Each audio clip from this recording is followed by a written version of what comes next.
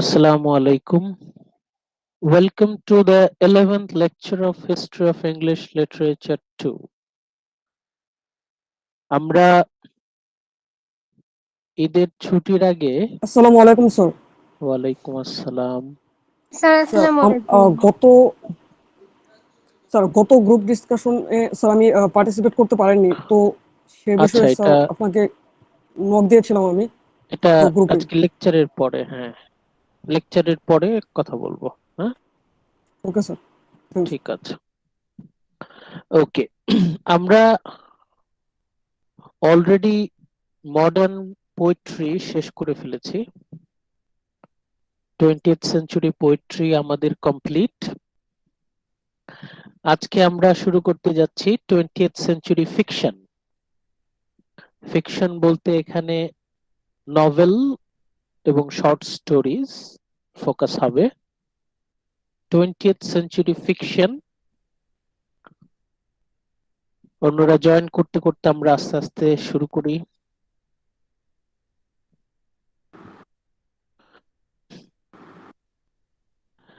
The years 1912 to 1950, 1912 সাল থেকে 1950 সাল। The years 1912 to 1950 were the heroic age of the modern novel. এই সময়টাকে বলা হয় the heroic age of the modern novel. আধুনিক উপন্যাসের সবচেয়ে গুরুত্বপূর্ণ সময়, স্বর্ণযুগ বলা হয় এই সময়টাকে। The age of Joseph Conrad, James Joyce, D.H. Lawrence, Virginia Woolf and E.M. Foster. কাদের কাদের কথা বললাম? Joseph Conrad, James Joyce, D.H. Lawrence, Virginia Woolf and E.M. Foster. আগের স্লাইডে আপনারা তাদের ছবি দেখে এসেছেন। বাম দিক থেকে আপনারা দেখতে পাচ্ছেন জোসেফ কনরাড, তারপর আছেন জেমস জয়েস, মাঝখানে আছেন D.H. লরেন্স, তার পাশে আছেন ভার্জিনিয়া উলফ এবং সবচেয়ে ডানে আছেন E.M. ফস্টার। এদের নাম আমরা মনে রাখার চেষ্টা করব এবং পরবর্তীতে এদের অবদানগুলো আমরা মাথায় রাখার চেষ্টা করব। তাহলে ফার্স্ট পয়েন্টটা তো বোঝা খুব সহজ, যে বলছে যে 1912 থেকে 1950 এই সময়টাকে বলা হয় আধুনিক উপন্যাসের সবচেয়ে গুরুত্বপূর্ণ সময়, heroic age. The age of কাদের কাদের? Joseph Conrad, James Joyce, D.H. Lawrence, Virginia Woolf and E.M. Forster's. Next পয়েন্টে আসি। One can trace three major influences. One can trace three major influences on the changes in attitudes and techniques in the fictions of this period. আমরা এই যে বলছি 20th সেঞ্চুরির fiction, এই সময়ে যারা উপন্যাসিক, যারা গল্পকার, যারা লেখক, তাদের লেখায় কিছু পরিবর্তন আমরা লক্ষ্য করছি। কিসে কিসে পরিবর্তন হাইলাইট করছি আমি? The changes in attitudes and technique. Attitude and technique, লেখার কৌশল এবং মনোভাবে, অ্যাটিচিউডে, রাইটারদের অ্যাটিচিউড এবং টেকনিকে বেশ বড় ধরনের পরিবর্তন আমরা এই সময়ে লক্ষ্য করছি। এখন এই যে গল্পকার, উপন্যাসিক, তাদের লেখায় কৌশলে এবং তাদের মনোভাব, তাদের অ্যাটিচিউডে পরিবর্তন আসছে। এই পরিবর্তনের পেছনে তিনটা গুরুত্বপূর্ণ প্রভাবক আছে। Three major influence. কয়টা? থ্রি। আমরা একটু খেয়াল করব এই বিষয়টা। আমাদের লেকচারের প্রথম পার্টে আমরা এই বিষয়টা ক্লিয়ার করার চেষ্টা করব যে থ্রি মেজর ইনফ্লুয়েন্স, তিনটা গুরুত্বপূর্ণ প্রভাবক। কিসে? on the changes in attitudes and techniques in the writers of 20th century fiction.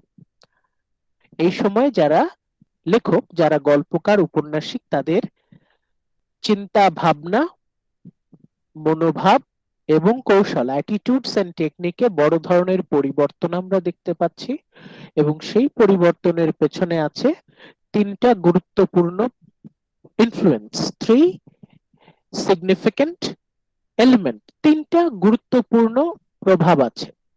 কি কি?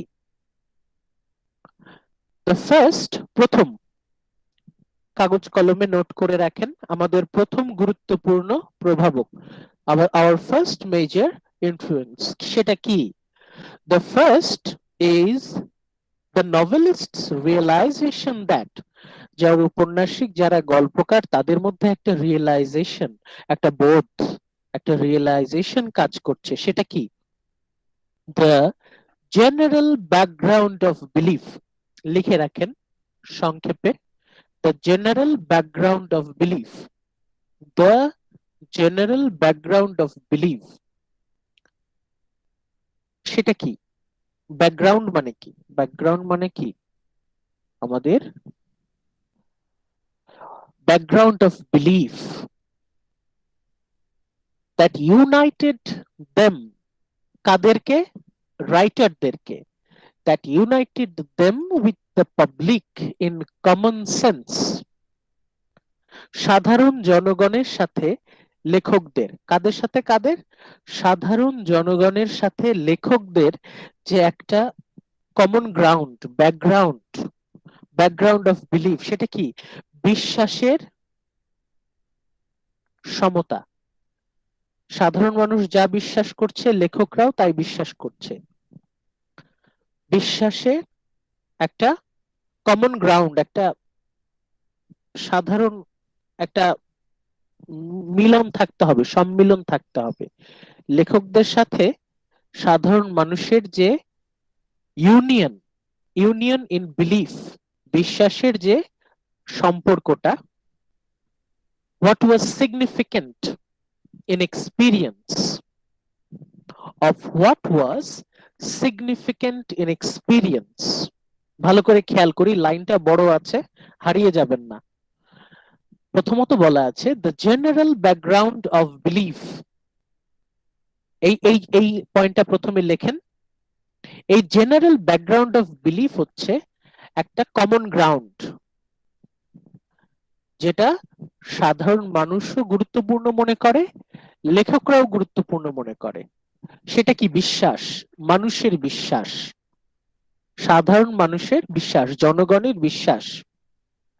দ্যাট ইউনাইটেড দেম বলতে লেখকদের কথা বলা হচ্ছে, with their public in a common sense, সাধারণ মানুষের সাথে লেখকদের একটা কমন গ্রাউন্ড ছিল। সেটা কি? Common sense. কমন সেন্স আমরা যেটা বলি, অফ হোয়াট ওয়াজ সিগনিফিক্যান্ট, যেটাকে আমরা গুরুত্বপূর্ণ মনে করি, যেটাকে আমরা আমাদের জীবনে গুরুত্বপূর্ণ মনে করি। আমাদের সমাজের কিছু কিছু বিষয় আছে যেটা আমরা মোটামুটি সবাই বিশ্বাস করি যে এটা গুরুত্বপূর্ণ। সমাজের কিছু কিছু বিষয় আছে সেগুলোকে আমরা গুরুত্বপূর্ণ মনে করি। সেগুলো কি? সেগুলো কি? একটু পরের পয়েন্টেই আমরা ক্লিয়ার হবে, পরের পয়েন্টেই সেগুলো আসবে, যে হোয়াট ওয়াজ সিগনিফিক্যান্ট, সমাজে, আমাদের জাতীয় জীবনে, সামাজিক জীবনে গুরুত্বপূর্ণ বিষয়গুলো কি? What was significant in experience? What was significant in experience? আমরা পয়েন্টগুলো কানেক্ট করার চেষ্টা করি, তাহলে আর ভুল হবে না। দেখেন কি কি বলা আছে। The general background of belief, লিখছেন? এটা নোট করেন। The general background of belief, এইটাই হচ্ছে লেখককে, এর আগেকার যুগে লেখককে সাধারণ মানুষের সাথে ইউনাইটেড করত, একত্রিত করত, একতাবদ্ধ করত। সেটা কি? General background of belief. ওটাকে কি আবার আমরা কি বলছি? Common sense. General background of belief, common sense of, আরেক, এরপরে আমরা বলছি what was significant in experience, আমাদের অভিজ্ঞতায় যেটা গুরুত্বপূর্ণ, শুধু আপনার আমার না, সাধারণ জনগণের, সবার। তার সাথে লেখকদের লেখকদের সাথে সাধারণ মানুষদের সাথে এই বিষয়ে মিল ছিল এর আগের যুগে। What was significant in experience, অভিজ্ঞতায় কি গুরুত্বপূর্ণ। What was significant in experience, আমাদের অভিজ্ঞতা। ধরেন প্রতিদিন আমরা তো অনেক অভিজ্ঞতা সঞ্চয় করি, আমাদের অভিজ্ঞতার সবগুলো উপাদান কিন্তু গুরুত্বপূর্ণ না। সবগুলো উপাদান নিয়ে কিন্তু গল্প উপন্যাস হয় না, কবিতা হয় না। কিছু কিছু উপাদান নিয়ে গল্প, কবিতা, উপন্যাস হয়, সাহিত্য রচনা হয়। যেসব গুরুত্বপূর্ণ উপাদান নিয়ে যেসব গুরুত্বপূর্ণ উপাদান নিয়ে সাহিত্য রচনা হয়, এগুলোকে আমরা বলে থাকি the significant elements in our experience, আমাদের অভিজ্ঞতার গুরুত্বপূর্ণ উপাদান। তাহলে তিনটা উপাদান কি কি নোট করেছেন কিনা? the general background of belief, number 1; number 2, common sense; and what was significant in experience। এই তিনটা কিন্তু একটা সময় পর্যন্ত সাধারণ মানুষদের যা ছিল, লেখকদেরও তাই ছিল। তার মানে দেয়ার ওয়াজ এন ইউনিটি, লেখকদের মধ্যে এবং সাধারণ মানুষদের মধ্যে ইউনিটি ছিল, একতা ছিল। কিন্তু দুঃখের বিষয় হচ্ছে এই 20th সেঞ্চুরি মডার্ন পিরিয়ডে এসে এই ইউনিটি, একতা ডিসঅ্যাপিয়ার্ড, একতাটা অদৃশ্য হয়ে গেল। কোন একতা? General background of belief, common sense, significant elements of experience, এই তিনটা বিষয়ে লেখকদের সাথে সাধারণ মানুষের আর কোনো একতা, সম্মিলন রইল না। একটা বিভাজন আমরা লক্ষ্য করছি। সাধারণ মানুষের কাছে যেটা জেনারেল ব্যাকগ্রাউন্ড অফ বিলিফ, সেটা লেখকদের কাছে না। সাধারণ মানুষের কাছে যেটা কমন সেন্স, সেটা লেখকদের কাছে কমন সেন্স না। সাধারণ মানুষের কাছে যেটা গুরুত্বপূর্ণ উপাদান অভিজ্ঞতার, সেটা লেখকদের কাছে গুরুত্বপূর্ণ না। যে ইউনিটিটা ছিল, unity between writers and the public, একতা, লেখক এবং সাধারণ জনগণের মধ্যে যে একতা, সেটা কি হয়ে গেল? ডিসঅ্যাপিয়ার্ড, অদৃশ্য হয়ে গেল, গায়েব হয়ে গেল। বুঝতে পারছেন এই পয়েন্টটা? এই পয়েন্টটা নিয়ে কোনো কনফিউশন আছে? No sir. সবসময় খেয়াল রাখবেন একটার স্যার, আই সাথে হ্যাভ এ আরেকটা। কনফিউশন। হ্যাঁ বলেন, কোন জায়গাটায়? স্যার, এটা হচ্ছে যে বর্তমান মানে যে সময়টা স্যার আপনি বলছেন, বা তার আগের যে সময়টার মধ্যে যে লেখক আর হচ্ছে আমরা যে সাধারণ সময়টার কথা জনগণের মধ্যে বলছি যে সেটা হচ্ছে পার্থক্যটা, এই যে কিন্তু কেন? কেন, কেন এটা জি যদি স্যার, মানে বুঝতে সেটা চান বুঝতে তাহলে পারেন। আপনাদেরকে চলে যেতে হবে হচ্ছে আমাদের historical background of 20th century literature. এটা আমরা গত আজকে ওটা হচ্ছে আম, এটা তো হচ্ছে আমাদের 11th লেকচার। আমাদের 9-10 ছিল পোয়েট্রি, 7-8 বিশেষ করে আপনি যদি 7th লেকচার এবং 8th লেকচার এই দুটো যদি দেখেন, তাহলে দেখবেন কিভাবে সাধারণ জনগণ, ফিলিস্তিন এবং লেখক, তাদের মধ্যে একটা দূরত্ব তৈরি হচ্ছে। যারা লেখক তারা বলছে যে আমি আমার মতো সাহিত্য রচনা করে যাব, সাধারণ মানুষ তার নিজের যোগ্যতায় বুঝে নেবে। মনে আছে? লেখকরা বলতো যে জি স্যার, আমি মনে আমার পড়েছে। মতো লিখে যাব, আমি আমার মতো লিখে যাব, সাধারণ মানুষ বুঝলে বুঝলো, না বুঝলে নাই, কেউ যদি বুঝতে চায় সে নিজের যোগ্যতায় বুঝবে। এখন এই যে বিভাজনটা, এই যে গ্যাপ, রাইটাররা রাইটারদের মতো লিখছে আর সাধারণ মানুষের সব মাথার উপর দিয়ে চলে যাচ্ছে। তার মানে রাইটাররা এমন কিছু জেনারেল ব্যাকগ্রাউন্ড অফ বিলিফের উপর ভিত্তি করে লিখছে যেটা সাধারণ মানুষের সাথে ইউনিটি নাই, কমন না। সাধারণ মানুষের কাছে যেটা কমন সেন্স, রাইটাররা সেই বিষয় লিখছে না, কারণ রাইটারদের মধ্যে সাধারণ মানুষের মধ্যে একটা বড় দূরত্ব, গ্যাপ। এবং সবচেয়ে গুরুত্বপূর্ণ উপাদান কি, যেটা শেষে বললাম, সিগনিফিকেন্ট এলিমেন্টস অফ এক্সপিরিয়েন্স, আমাদের অভিজ্ঞতার কোন উপাদানের আলোকে সাহিত্য রচনা হবে। ভিক্টোরিয়ান পিরিয়ড পর্যন্ত সাধারণ মানুষ কিন্তু মোটামুটি উপন্যাসগুলো ভালোভাবে এনজয় করতো। মনে আছে আপনাদের চার্লস ডিকেন্স, তার জীবনটাই এস্টাবলিশ হয়ে গিয়েছিল উপন্যাস লিখে, চার্লস ডিকেন্স। তারপর আমরা জর্জ এলিয়টের কথা পড়েছি, তারপর আমরা ব্রন্তে সিস্টার্সদের কথা বলেছি, থমাস হার্ডির কথা বলেছি, এরা তো উপন্যাস লিখে লিখে এরা টাকা রোজগার করতো। মানে কি, সাধারণ মানুষ প্রচুর পরিমাণে তাদের উপন্যাস কিনতো। লাস্ট যে পয়েন্টটা, সিগনিফিকেন্ট এলিমেন্টস অফ এক্সপিরিয়েন্স, এটা লেখকরা যেটা মনে করত সাধারণ মানুষও তাই মনে করত। এখন আমরা আসি সিগনিফিকেন্ট এলিমেন্টস অফ এক্সপিরিয়েন্স, সেগুলো কি? সিগনিফিকেন্ট এলিমেন্টস অফ এক্সপিরিয়েন্স আমরা যে বলছি সেটা কি?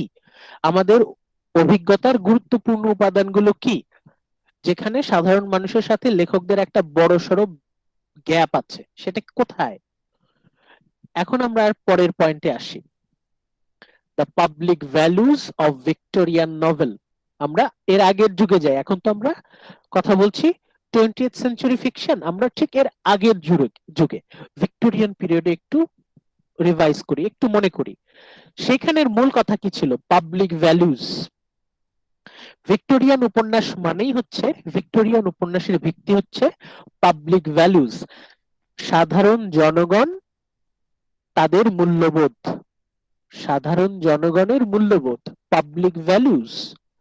The public values of Victorian novel, সেগুলো কি ছিল? এই পাবলিক ভ্যালুজই কিন্তু সিগনিফিকেন্ট এলিমেন্টস অফ এক্সপিরিয়েন্স, অভিজ্ঞতার সবচেয়ে গুরুত্বপূর্ণ উপাদান। পরিষ্কার হচ্ছে কিনা দেখেন। আমরা বলি না ব্যক্তিগত মূল্যবোধ, সামাজিক মূল্যবোধ, বলি না? সামাজিক মূল্যবোধ, ব্যক্তিগত মূল্যবোধ, সেটা কি? এই মূল্যবোধই হচ্ছে আমাদের জীবনের অভিজ্ঞতার সবচেয়ে গুরুত্বপূর্ণ অংশ।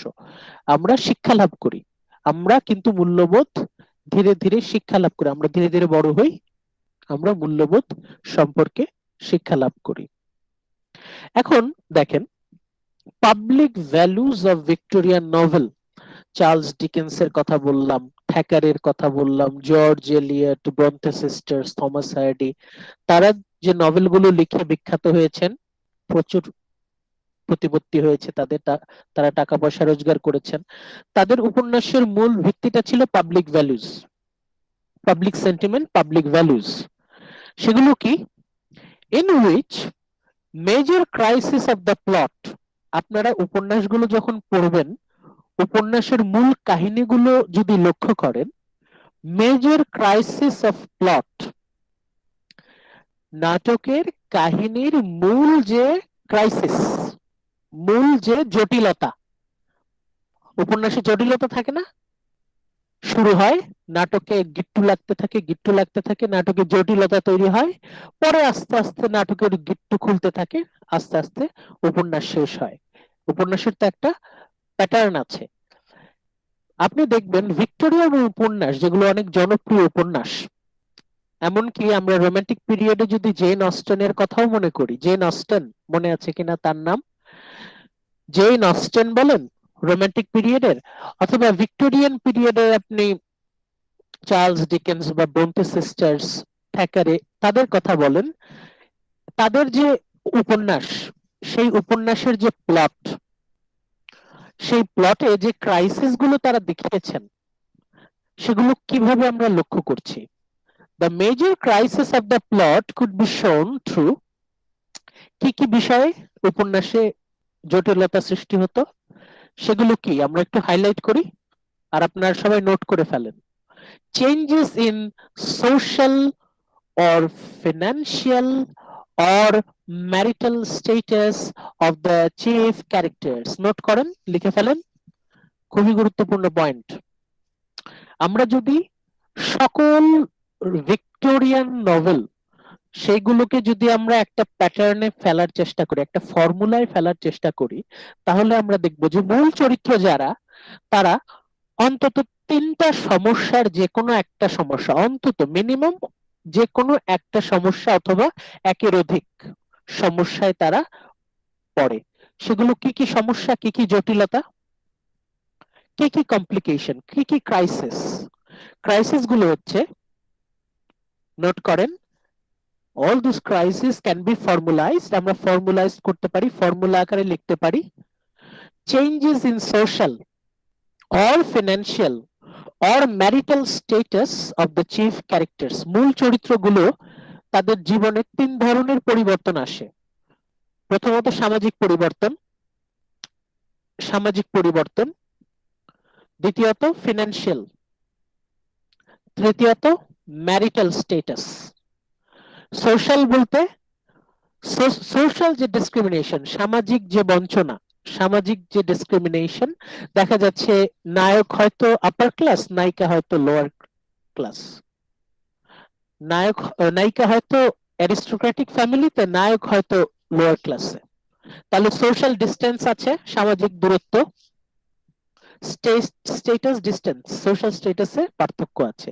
এটা নিয়ে দেখা যায় যে নায়ক নায়িকার জীবনে জটিলতা তৈরি হয়। অথবা ফিনান্সিয়াল, এখন সোশ্যাল ডিস্টেন্সের সাথে কিন্তু financial distance connected. Upper class মানেই হচ্ছে ম্যাক্সিমাম ক্ষেত্রে তারা হচ্ছে রিচ ক্লাস, ধনী শ্রেণী, আর লোয়ার ক্লাস মানেই হচ্ছে তারা পুয়ার ক্লাস। দেখা যায় ধনী এবং গরিবের মধ্যে, রিচ এবং পুয়ার, তাদের মধ্যে কনফ্লিক্ট।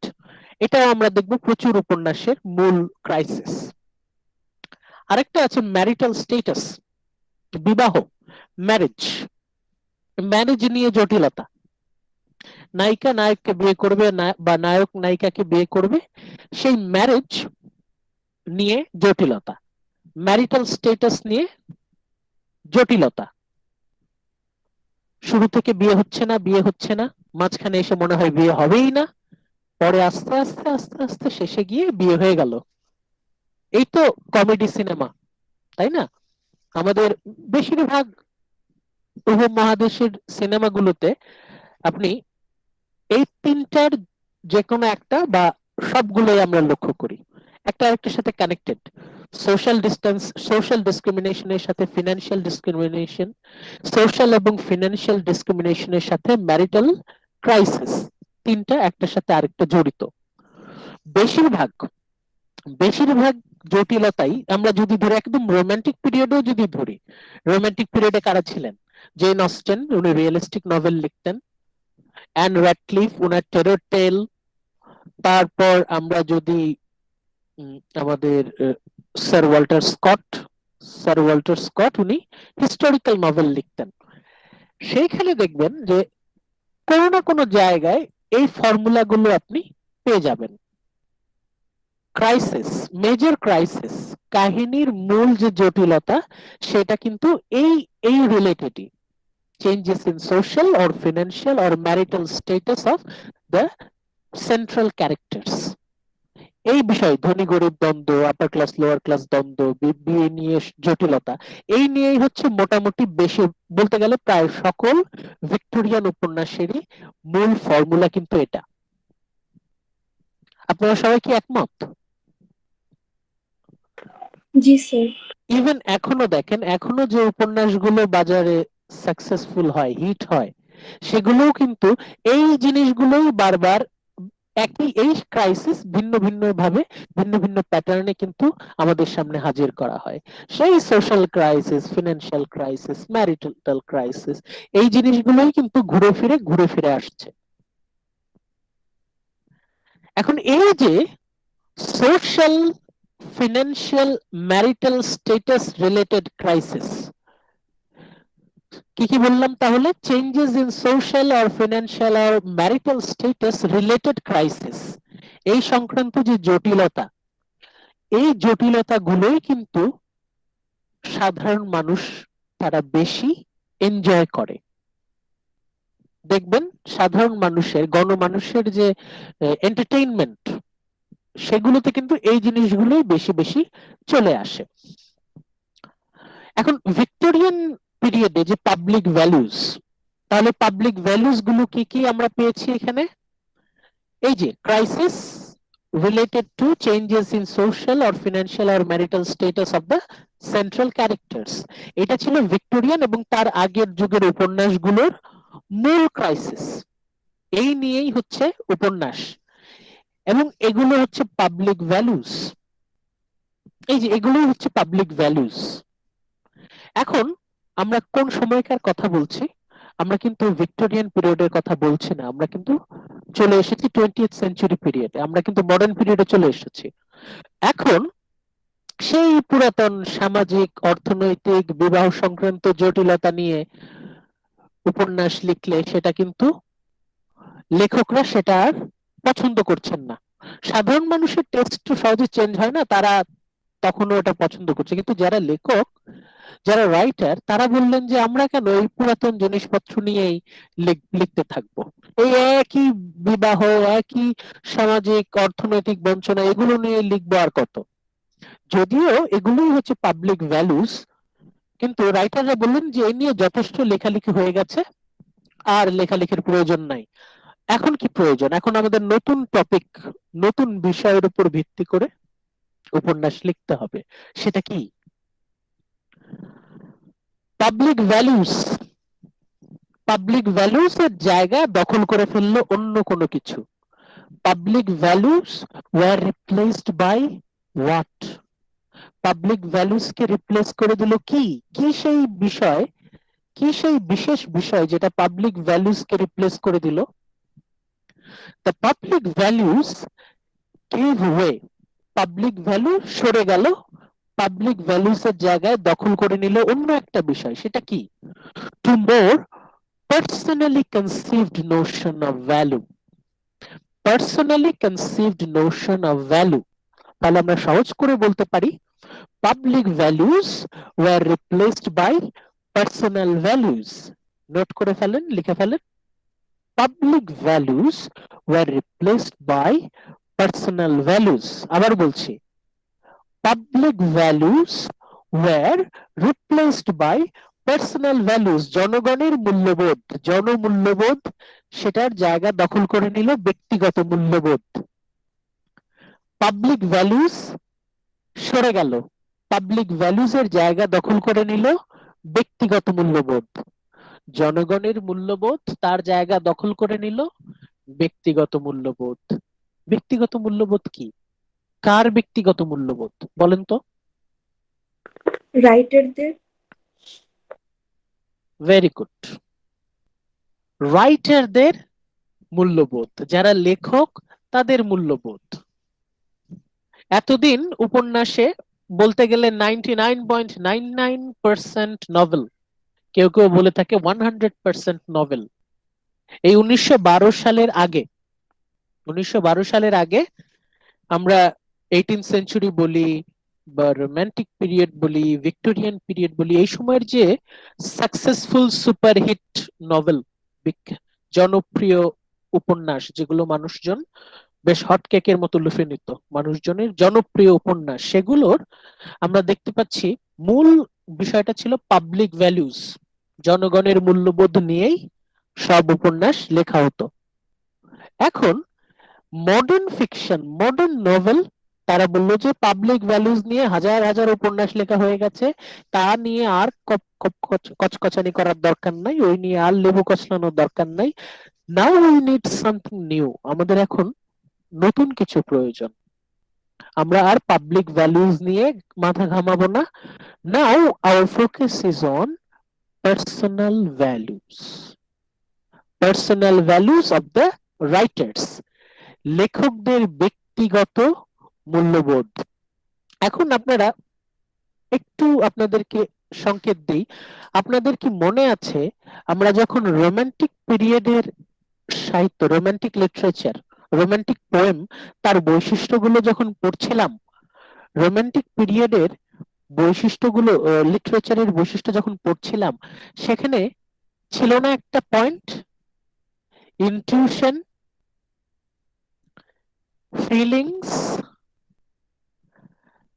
কবির ব্যক্তিগত আবেগ, ব্যক্তিগত অনুভূতি, ইন্ডিভিজুয়ালিটি, ব্যক্তিত্ব, পার্সোনালিটি। দেখেন, রোমান্টিক পোয়েমের সাথে আমরা কিন্তু খুব অদ্ভুত ভাবে মডার্ন ফিকশনের একটা কানেকশন পেয়ে যাচ্ছি।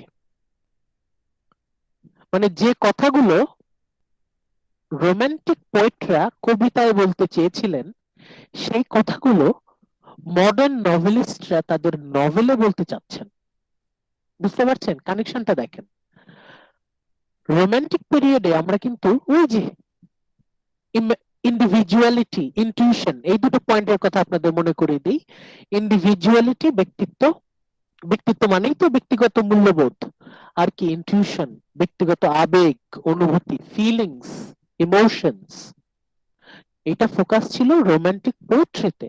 এখন একই কথা বলছেন নভেলিস্টরা মডার্ন নভেলিস্টরা একই কথা বলছেন, যে বিষয়টা রোমান্টিক কবি তারা এস্টাবলিশ করতে চেয়েছিলেন তাদের কবিতায়, সেই একই বিষয় যারা মডার্ন নভেলিস্ট তারা তাদের উপন্যাসে এস্টাবলিশ করতে চাচ্ছেন, তাই নয় কি? তাহলে এই হচ্ছে আমাদের প্রথম ইনফ্লুয়েন্স। আমরা এই স্লাইডের শুরুতে বললাম না যে we will focus on three major influence. এই যে রাইটারদের অ্যাটিটিউড আর টেকনিকে পরিবর্তন হচ্ছে, এর পেছনে তিনটা গুরুত্বপূর্ণ প্রভাবক ইনফ্লুয়েন্স আছে। একটা প্রথম ইনফ্লুয়েন্স হচ্ছে কি, public values are replaced by private values. Public values are replaced by private values. জনগণের মূল্যবোধ কে রিপ্লেস করে দিল, জায়গা দখল করে নিল লেখকদের, ঔপন্যাসিকদের ব্যক্তিগত মূল্যবোধ। Personally conceived notions of value. Personal value will replace public values. এই এখন কথা হচ্ছে পার্সোনাল ভ্যালু এটা কাদের? অলরেডি আপনারা বলে দিলেন যে এটা রাইটারদের। হ্যাঁ, যিনি কবি, যিনি সাহিত্যিক, যিনি ঔপন্যাসিক, গল্পকার, যিনি শিল্পী, তার ব্যক্তিগত মূল্যবোধ। আমি হাইলাইট করছি পরের অংশটা। Personally conceived notions of value, personal value, dependent on the novelist's own intuition and sensibilities. এখন দেখেন এখানে তো সরাসরি বলেই দিল, এই যে পার্সোনাল ভ্যালু এর মানে কি, it depends on the novelist, যিনি ঔপন্যাসিক, তার ব্যক্তিগত ওন ইনটিউশন। ইনটিউশন বলতে ইমোশন, ফিলিংস। যিনি ঔপন্যাসিক তার ব্যক্তিগত আবেগ অনুভূতি, সেন্সিবিলিটিস, তার যে সেন্স, সেন্সিবিলিটিস। ইনটিউশনস এন্ড সেন্সিবিলিটিস দুটো আসলে একই কথা, আবেগ অনুভূতি। যিনি উপন্যাসিক তার ব্যক্তিগত আবেগ অনুভূতি সেটাতে গুরুত্ব দিতে হবে, rather than on public agreement, rather than on public agreement। মানুষ কি বলল, জনগণ কি বলল, তাদের কথায় গুরুত্ব না দিয়ে যিনি উপন্যাসিক তার ব্যক্তিগত আবেগ অনুভূতি সেটাতে গুরুত্ব দিতে হবে। Writers, novelists own feelings and emotions and sensibilities are more important than public demand, public agreement, public opinion। জনগণের মতামতের চাইতে পাবলিক এগ্রিমেন্টের চাইতে বেশি গুরুত্বপূর্ণ হচ্ছে যিনি ঔপন্যাসিক তার ব্যক্তিগত আবেগ অনুভূতি সেই বিষয়গুলো।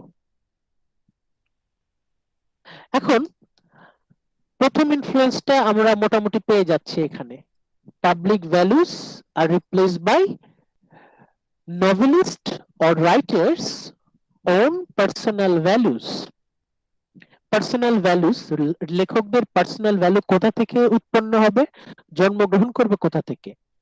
From novelists own intuitions and sensibilities। যিনি উপন্যাসিক তার ব্যক্তিগত আবেগ অনুভূতি এবং তার সেন্সিবিলিটিস, সেন্সিবিলিটিস বাংলা অনুভূতি আমরা বলতে পারি, অনুভূতি প্রবণতা। ঠিক আছে, তাহলে এই হচ্ছে আমাদের ফার্স্ট মেজর ইনফ্লুয়েন্স। আমরা তিনটা মেজর ইনফ্লুয়েন্স নিয়ে কথা বলতে শুরু করেছি, প্রথমটা কিন্তু অলরেডি আমরা বলে ফেললাম, সেটা কি, public values are replaced by novelists personal values. জনগণের মূল্যবোধ সেটার জায়গা দখল করে নিল লেখকদের ব্যক্তিগত মূল্যবোধ। লেখকদের ব্যক্তিগত মূল্যবোধ কোথা থেকে আসবে? তাদের ব্যক্তিগত বিশ্বাস, দর্শন, আবেগ অনুভূতি, আবেগ প্রবণতা, অনুভূতি প্রবণতা, এসব থেকে। স্যার একটা প্রশ্ন ছিল। হ্যাঁ বলো। স্যার ব্যক্তিগত রাইটারদের যে ব্যক্তিগত বিশ্বাস, দৃষ্টিভঙ্গি যে তাদের থেকে আসবে, এবং সেটা তো পরবর্তীতে তো এটা সমাজের জন্য বা মানে এটা নেতিবাচক হতে পারে, মানে সেটা যে একদম পারফেক্ট হবে, মানে সেটার কি কোনো মানে আর কি? Very good. একটু কনফিউজড। হ্যাঁ, লেখক উনি সবসময় ব্যক্তিগতভাবে যেটা লিখবেন সেটা কিন্তু সবসময় জনগণের জন্য ভালো নাও হতে পারে। এটা কিন্তু একটা খুবই গুরুত্বপূর্ণ প্রশ্ন। এখন লেখক উনি যত বড় পণ্ডিতই হোক না কেন, উনি যা ব্যক্তিগতভাবে বিশ্বাস করছেন, আবেগ অনুভূতি, সেটা জনগণের জন্য সেটা পজিটিভ নাও হতে পারে। এটা এটা আসলে বেশিরভাগ ক্ষেত্রেই দেখা যায় কি যে এটার পাবলিশিং প্রসেস, উপন্যাস পাবলিশিং প্রসেসে দেখা যায় যে হয় পাবলিশাররা তারাই হয়তো উপন্যাসটিকে ফিরিয়ে দেন যে এটা এটা পাবলিশ করা যাবে না, অথবা পাবলিশ হওয়ার পরে সরকার হয়তো নিষিদ্ধ করে দেয়, একটা দেশের সরকার হয়তো নিষিদ্ধ করে দেয়। আবার কখনো কখনো দেখা যায় যে যে লেখক নিজেই উনি কারেকশনের মধ্য দিয়ে যান। পাবলিশিং প্রসেস এটা তো অনেক লম্বা প্রসেস, এটা তো লিখলাম আর পাবলিশ হয়ে গেল। এখনকার সময়ের মতো না তো যে আমি ফেসবুকে স্ট্যাটাস টাইপ করলাম, পাবলিশ করলাম আর সবার কাছে চলে গেল। তখন তার এমন ছিল না, বছরের পর বছর কাজ করতে হতো। যখন লেখকরা একটা বিষয়ের উপর বছরের পর বছর ধরে কাজ করছেন, প্রুফ রিডিং করছেন, পরিমার্জন করছেন, সংশোধন করছেন, বাড়াচ্ছেন, কমাচ্ছেন, এসব প্রসেসের মধ্য দিয়ে যেতে যেতে দেখা যাচ্ছে যে যারা লেখক তারা মোটামুটি মোটামুটি এই বিষয়ে একটা মানে ফিল্টারিং হয়ে যায়, যে বিষয়গুলো সব মানুষের জন্য ক্ষতিকর ওই বিষয়গুলো সাধারণত বাদ পড়ে যায়। কখনো কখনো লেখকরা নিজেরাই সংশোধন করেন, কখনো কখনো পাবলিশাররা প্রেসার দিয়ে সংশোধন করে, কখনো কখনো দেখা যায় যে সরকার সরকার বাধ্য করে করতে। বুঝতে পেরেছেন? জি স্যার, বুঝতে পেরেছি। আচ্ছা, লাস্ট পয়েন্টটা দিয়ে আমরা এই স্লাইডটা শেষ করি। To believe that your impression hold good for others. এই যে সাইদিননেসা, আপনার কথাটা কিন্তু পরের পয়েন্টে আছে। To believe that your impressions hold good for others. লেখক হিসেবে লেখকের একটা বিশ্বাস আছে যে আমি যেটা ভালো মনে করছি, আমার কাছে যেটা ভালো মনে হচ্ছে সেটা সমাজের ৮-১০ জন মানুষের জন্য ভালো, মানে আমি অন্য মানুষের ভালো চাচ্ছি। To believe that your impressions hold good for others. একজন সাহিত্যিক যদি সিনসিয়ারলি লিখতে থাকে তাহলে তার লেখায় সাধারণ মানুষের ভালো বই খারাপ হবে না, ভালোই হবে। কারণ একজন লেখক যদি সত্যিকারের লেখক হন তাহলে উনি গণমানুষের ভালোর জন্যই উনি লিখবেন। ভার্জিনিয়া উলফ, যার ছবি আপনাদেরকে একটু আগে দেখিয়েছি ফার্স্ট স্লাইডে, এই যে ডান দিক থেকে দ্বিতীয় জন, ভার্জিনিয়া উলফ, উনি এই কথাটা বলেছিলেন যে to believe that your impressions hold good for others.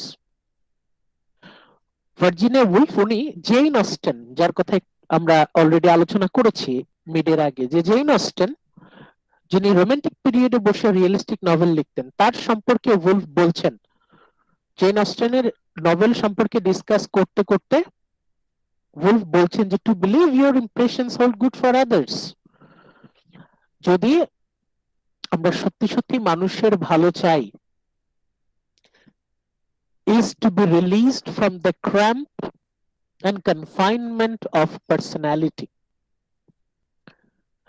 খুবই গুরুত্বপূর্ণ কথা। আমরা যদি সত্যি সত্যি মানুষের ভালো চাই, গণমানুষের ভালো চাই, আমি যদি চাই আমার উপন্যাস পড়ে মানুষের ভালো হবে, তাহলে আমাকে আমার যে পার্সোনালিটি সেটাকে অতিক্রম করতে হবে।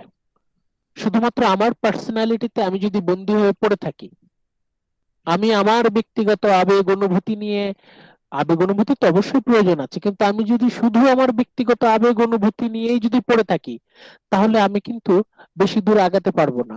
আমাকে আমার ব্যক্তিগত যে ব্যক্তিত্ব, পার্সোনালিটি, সেটাকে অতিক্রম করতে হবে। সেটা কি? is to be released from the cramp and confinement of personality. আমাদের প্রত্যেকেরই যে ব্যক্তিত্ব, এই ব্যক্তিত্বের একটা লিমিটেশন আছে। এখন এই লিমিটেশনটা হয়তো ন্যাচারালি হয় অথবা আমরা ইচ্ছা করে করি। আমরা আমাদের থাকে না অনেকে যে তাদের ইগো, পার্সোনাল ইগো অনেক স্ট্রং থাকে, পার্সোনাল ইগোর জন্য তারা অনেক কম্প্রোমাইজ করতে চায় না, অনেক কিছু বলতে চায় না, অনেক কিছু করতে চায় না। মানে তারা তাদের পার্সোনালিটিটাকে মেনটেন করার জন্য দেখা যায় যে অনেক সময় অনেক কিছু স্যাক্রিফাইস করে বা অনেক সময় অনেক কিছু করে না। কিন্তু লেখক তার দায়িত্ব এবং কর্তব্য হচ্ছে তার পার্সোনালিটিটাকে ওভারকাম করা। One the novelist, the writer must overcome himself or herself from the limitations of personality. এই যে বলছে ক্র্যাম্প অ্যান্ড কনফাইনমেন্ট, কনফাইনমেন্ট মানে কি? জেল। কনফাইনমেন্ট মানে হচ্ছে খাঁচা, জেলখানা।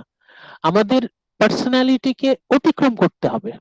আমি যদি আমি আমার ব্যক্তিগত আবেগ অনুভূতিকে গুরুত্ব দিব, ঠিক আছে, কিন্তু শুধু যদি শুধু ওইটা নিয়েই পড়ে থাকি তাহলে আমি কিন্তু বেশি দূর যেতে পারবো না।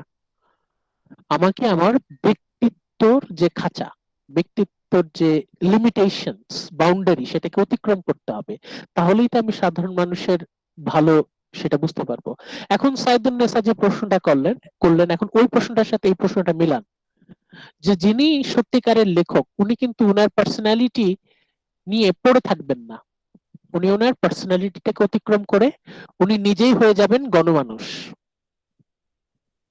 এবং he or she will overcome his or her personality, এবং উনি নিজেকে মুক্তি দিবেন। He or she will release himself or herself from the limitations of personality. ব্যক্তিত্বের যে জেলখানা আছে সেখান থেকে নিজেকে মুক্তি দিতে হবে, এবং তখনই একজন লেখক সাধারণ মানুষের জন্য ভালো কিছু লিখে যেতে পারবে। এই হচ্ছে আমাদের প্রথম ইনফ্লুয়েন্স। আমাদের আমরা modern fiction, 20th century fiction নিয়ে কথা বলছি। 20th সেঞ্চুরি ফিকশনে রাইটারদের লেখার কৌশল এবং মনোভাব, রাইটিং টেকনিক অ্যান্ড অ্যাটিটিউডে বড় ধরনের পরিবর্তন আসছে। সেই পরিবর্তনের পেছনে তিনটা মেজর ইনফ্লুয়েন্স আছে। প্রথম ইনফ্লুয়েন্সটা কি? Public values are replace by personal or private values. জনগণের মূল্যবোধকে দখল করে নিচ্ছে লেখকের ব্যক্তিগত মূল্যবোধ। কিন্তু লেখকের ব্যক্তিগত মূল্যবোধ বলতে লেখক যে শুধু ব্যক্তিগত আবেগ অনুভূতিতে বন্দী থাকবেন তা না, লেখককে কিন্তু নিজেকে অতিক্রম করতে হবে। ব্যক্তিগত যে রেস্ট্রিকশন, কনফাইনমেন্ট, লিমিটেশনস, ঘাটতি যে আছে ব্যক্তিগত, সেটাকে অতিক্রম করতে হবে। The writer must overcome their personality. তখনই কিন্তু একজন লেখক সবার জন্য ভালো কিছু লিখে যেতে পারবে। এই হচ্ছে আমাদের প্রথম স্লাইড। এই স্লাইড থেকে আমাদের 5 মার্কসের একটা কোয়েশ্চেন আসতে পারে, 2 মার্কসেরও আসতে পারে। এই স্লাইডে আমরা গুরুত্ব দিচ্ছি হচ্ছে প্রথম influence, the first major influence that change attitude and technique of modern fiction writers. প্রথম ইনফ্লুয়েন্সটা নিয়ে আমরা এখানে বিস্তারিত আলোচনা করেছি। এই কোয়েশ্চেনটা 2 মার্কসেরও হতে পারে, 5 মার্কসেরও হতে পারে। এই যে public values were replace by private values, এটাকে আমরা যদি এক্সপ্লেইন করতে বলি 2 মার্কসের এক্সপ্লেইনও আসতে পারে, 5 মার্কের জন্যও আসতে পারে।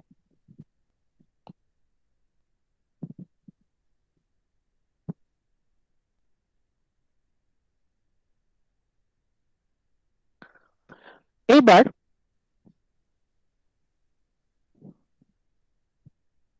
আমি রিকোয়েস্ট করব, আলিফ শুনতে পাচ্ছেন? আলিফ, আলিফ,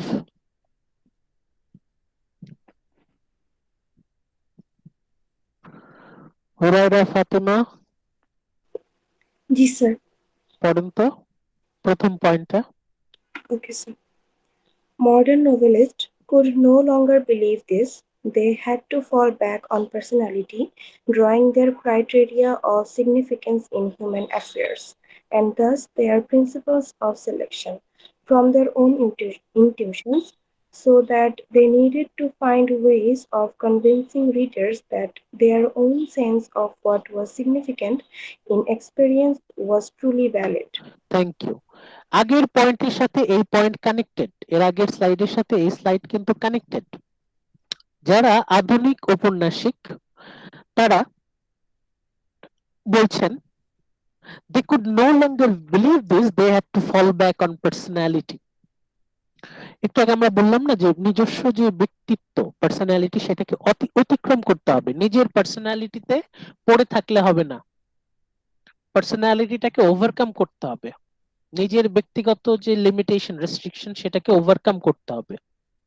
drawing their criteria of significance in human affairs, drawing their criteria of significance in human affairs, মানুষের জীবনে যে নানা রকম কার্যক্রম থাকে, মানুষের জীবনে তো হাজার হাজার কাজ থাকে, সেই কাজ থেকে উপন্যাসিকের দায়িত্ব হচ্ছে সেখান থেকে গুরুত্বপূর্ণ উপাদানটা খুঁজে বের করা। একটা মানুষ তার জীবনে হয়তো 2000 রকমের কাজ করলো, এখন 2000 জিনিস নিয়ে তো উপন্যাস হবে না, সেই 2000টার মধ্যে থেকে হয়তো 2 থেকে 3টা গুরুত্বপূর্ণ অ্যাফেয়ার যিনি উপন্যাসিক উনি চুজ করলেন, যিনি নভেলিস্ট উনি সেটা চুজ করলেন। and thus their principles of selection, যিনি উপন্যাসিক এটা তার দায়িত্ব, উনি তার উপন্যাসে তো সবকিছু ইনক্লুড করতে পারবেন না, তাই না? আমাদের জীবনে তো হাজার হাজার লক্ষ লক্ষ অনুষঙ্গ বিষয় আছে, উপন্যাসে কি সবকিছু নিয়ে লেখা সম্ভব? না, সবকিছু নিয়ে লেখা সম্ভবও না, দরকারও নাই। যেটা গুরুত্বপূর্ণ সেই বিষয় নিয়েই উপন্যাস লিখতে হবে, যে বিষয় নিয়ে লেখা দরকার, যে বিষয়টা নিয়ে লেখালেখি করা দরকার সেই বিষয়টা সিলেক্ট করতে হবে। যিনি ঔপন্যাসিক নভেলিস্ট সেটা তার দায়িত্ব, ডিউটি, খুব সাবধানে সেটাকে চুজ করতে হবে। এখন এই যে চয়েস, হাজার হাজার অ্যাফেয়ার থেকে গুরুত্বপূর্ণ অ্যাফেয়ার, এখানে অ্যাফেয়ার বলতে আমরা কাজ বুঝাচ্ছি, জব বুঝাচ্ছি, thousands of jobs, thousands of human activities, সেখান থেকে আমরা অ্যাকশনকে খুঁজে বের করব। এখন নভেলিস্ট সেই অ্যাকশনটা কিভাবে খুঁজে বের করবে? এই যে ফ্রম দেয়ার ওন ইনটিউশন, তার ব্যক্তিগত আবেগ, অনুভূতি, বিশ্বাস, দর্শন, এই সব কিছু প্রয়োগ করে যিনি উপন্যাসিক উনি কিন্তু এই বিষয়টা বাছাই করবেন। হাজার হাজার অ্যাক্টিভিটিস এর মধ্য থেকে একটা অ্যাক্টিভিটিস কিন্তু বাছাই করতে হবে, সো দ্যাট এখন এই যে হাজার হাজার বিষয় আছে আমাদের জীবনে, সেই হাজার হাজার বিষয় থেকে একটা বিষয় চুজ করা হলো বা 2টা বিষয় উপন্যাসের জন্য সিলেক্ট করা হলো। এখন রাইটারকে তো যুক্তি দেখাতে হবে, জাস্টিফাই করতে হবে না যে আমি হাজার হাজার বিষয় থাকতে এই বিষয় নিয়ে কেন উপন্যাস লিখছি, কেন আমি এই লক্ষ লক্ষ কোটি কোটি বিষয় আছে এর ভিতর থেকে আমি কেন এই একটা বিষয় নিয়েই উপন্যাস লিখছি, বা এই 2টা বিষয় কেন আমি আমার উপন্যাসে জায়গা দিলাম। এখন লেখককে they needed to find ways of convincing readers, এখন পাঠককে তো কনভিন্স করতে হবে যে আমি 250 পৃষ্ঠার একটা উপন্যাস লিখলাম, এই উপন্যাসে আমি আমার মানুষের জীবনের মাত্র 2টা বিষয় নিয়ে আলোচনা করেছি, এখন হাজার হাজার বিষয় থাকতে আমি কেন এই 2টা বিষয় নিয়ে কথা বললাম, সেটার যে গুরুত্ব, সিগনিফিকেন্স, সেটা তো রিডারকে জাস্টিফাই করতে হবে, লজিক দিয়ে তো বোঝাতে হবে, তাই না? that their own sense of what was significance in experience was truly valid, লেখকের এটা দায়িত্ব, লেখক যে এই যে হাজার হাজার অ্যাক্টিভিটিস থাকতে একটা অ্যাক্টিভিটিস বা 2টা অ্যাক্টিভিটিস নিয়ে উপন্যাস লিখলেন, এটা যে গুরুত্বপূর্ণ, এটা যে সিগনিফিকেন্ট, এটা যে সিগনিফিকেন্ট ইন এক্সপিরিয়েন্স, এটা যে একটা ভ্যালিড অ্যাক্টিভিটিস, এটা কিন্তু পাঠককে বোঝাতে হবে, বিশ্বাস করাতে হবে। এটা কিন্তু যিনি উপন্যাসিক এটা তার দায়িত্ব, এমন ভাবে উপন্যাস লিখতে হবে যাতে পাঠকরা বিশ্বাস করতে বাধ্য হয় যে না, হাজার হাজার অ্যাক্টিভিটিস এর মধ্য থেকে এই উপন্যাসে মাত্র একটাই অ্যাক্টিভিটিস আছে এবং এটা যথেষ্ট জাস্টিফাইড, উপন্যাসিক যেটা করেছেন সেটা ঠিক করেছেন। রিডারকে কিন্তু কনভিন্স করতে হবে। যিনি মডার্ন নভেলিস্ট এটা কিন্তু তার এক্সট্রা দায়িত্ব। একটু পেছনে যাই, একটু আগে বললাম না যে public values were replaced by private values. Public values কি কি বিষয় ছিল?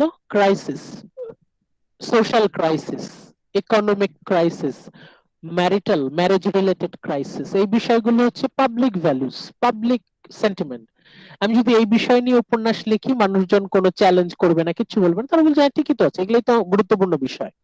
তারা কিন্তু কোনো চ্যালেঞ্জ করবে না, তারা কিন্তু কোনো আপত্তি তুলবে না। কিন্তু যখনই আমি পাবলিক ভ্যালু সম্পূর্ণ বাদ দিয়ে আমি আমার পার্সোনাল ভ্যালু নিয়ে উপন্যাস লিখছি, তখন কিন্তু সাধারণ মানুষজন অবজেকশন তুলবে যে আমরা এতদিন যা গুরুত্বপূর্ণ বলে মনে করছি, এতদিন ধরে আমরা যে উপন্যাসগুলো পড়লাম, যে বিষয়বস্তু পড়ে, হঠাৎ করে সেই সবগুলো টপিক বাদ দিয়ে আপনি এটা কি বিষয় নিয়ে উপন্যাস লিখতেছেন, এটার তাহলে যৌক্তিকতা কি? আপনি এত গুরুত্বপূর্ণ বিষয় বাদ দিয়ে আমাদের social sentiment, social demand, social opinion, আমাদের পাবলিক ভ্যালুজ কে আপনি অবহেলা করে আপনার পার্সোনাল ভ্যালু নিয়ে আপনি উপন্যাস লিখলেন, এটা জাস্টিফিকেশন কি? রিডাররা কিন্তু সাথে সাথে রিয়াক্ট করবে। এখন যিনি নভেলিস্ট তাকে কিন্তু খুব ঠান্ডা মাথায় এটাকে ট্যাকল করতে হবে। The writer must convince the reader, writer must convince that whatever the topic, that is important in experience, যা কিছু নিয়ে উপন্যাসিক লিখছেন সেটা গুরুত্বপূর্ণ, যা কিছু নিয়ে উপন্যাসিক উপন্যাস লিখছেন সেটা জীবনের জন্য গুরুত্বপূর্ণ, এটা কিন্তু সাধারণ মানুষকে বুঝাতে হবে, না হলে কিন্তু রিডাররা কনভিন্স হবে না। এখন আমরা বলে ফেললাম কথাটা, কথাটা তো বলা সহজ, কিন্তু করবে কিভাবে? পরের পয়েন্টটা দেখেন, a new technical burden, টেকনিকের দিক থেকে একটা বোঝা লেখকদের উপর পড়লো। A new technical burden was thus imposed on novelist prose. এই যে যারা ঔপন্যাসিক, তারা উপন্যাস রচনা করবে বা গল্প বা বড় গল্প ছোট গল্প যাই হোক, যাই কিছু লিখবে, এখন লিখবেটা কিভাবে?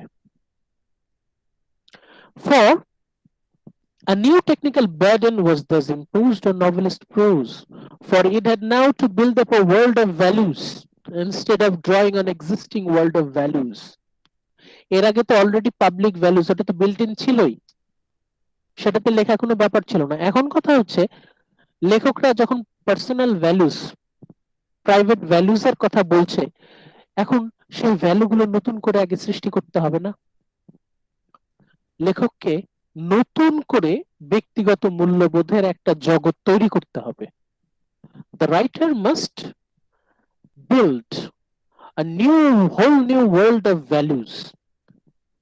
পাবলিক ভ্যালু তো সবাই জানে, পাবলিক ভ্যালু কি কি। এখন পার্সোনাল ভ্যালুস কোনগুলো, সেগুলো কিন্তু আগে প্রতিষ্ঠিত করতে হবে।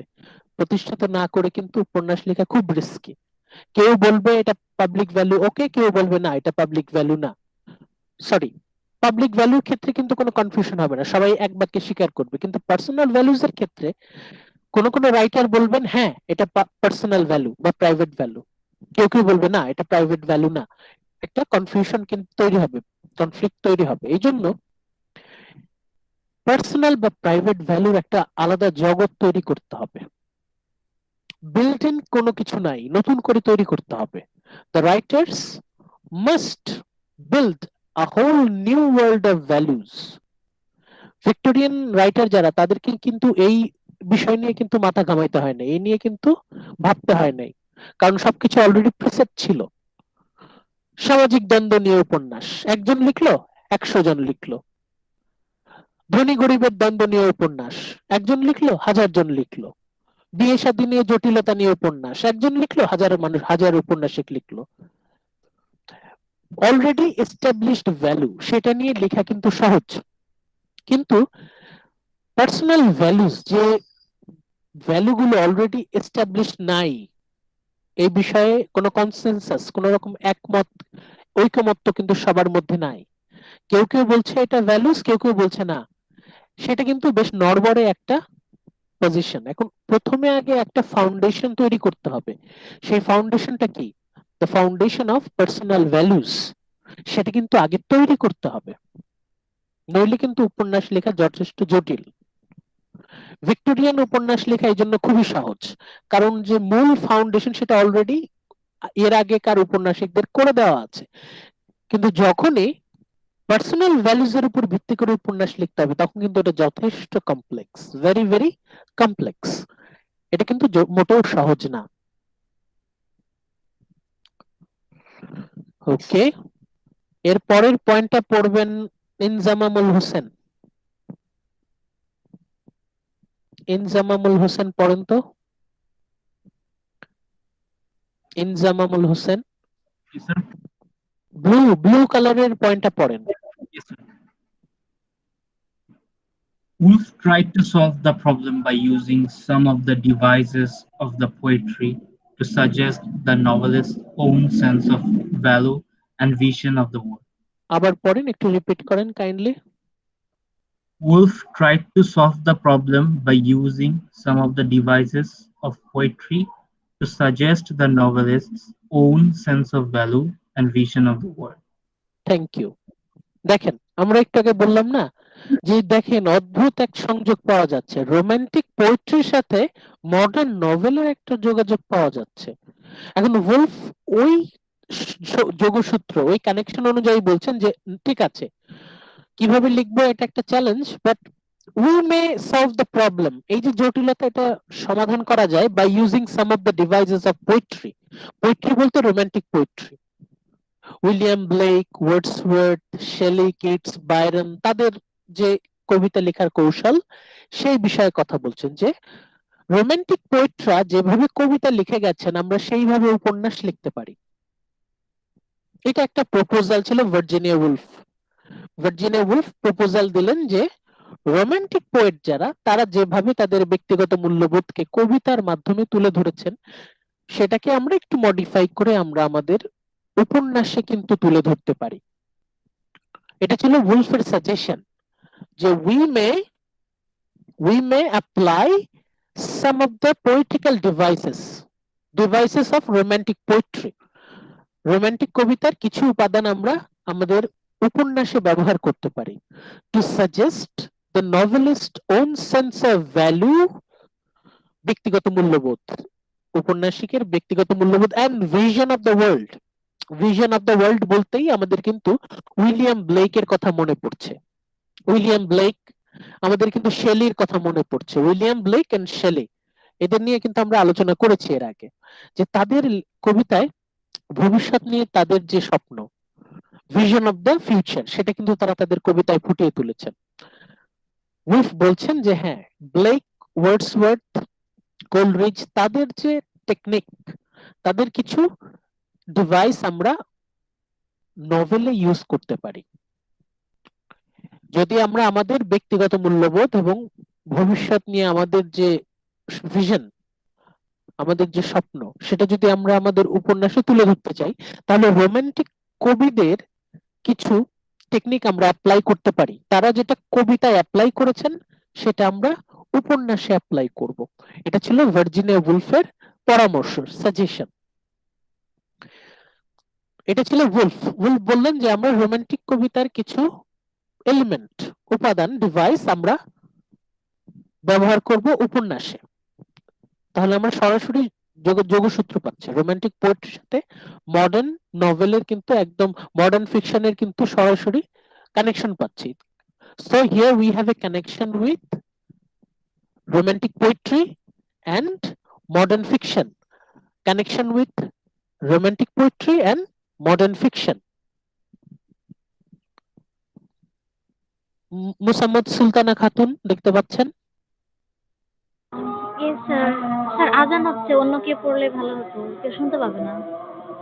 আপনি পড়েন, অসুবিধা নাই। আচ্ছা ঠিক আছে sir. Joyce, on the other hand, made no attempt to convey a single personal attitude, but reacted to the breakdown of public values by employing a kind of writing so multiple in its implication that it conveyed numerous points of view simultaneously. The author remaining totally objective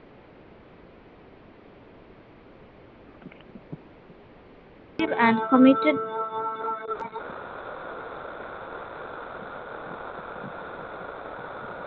to none of them amid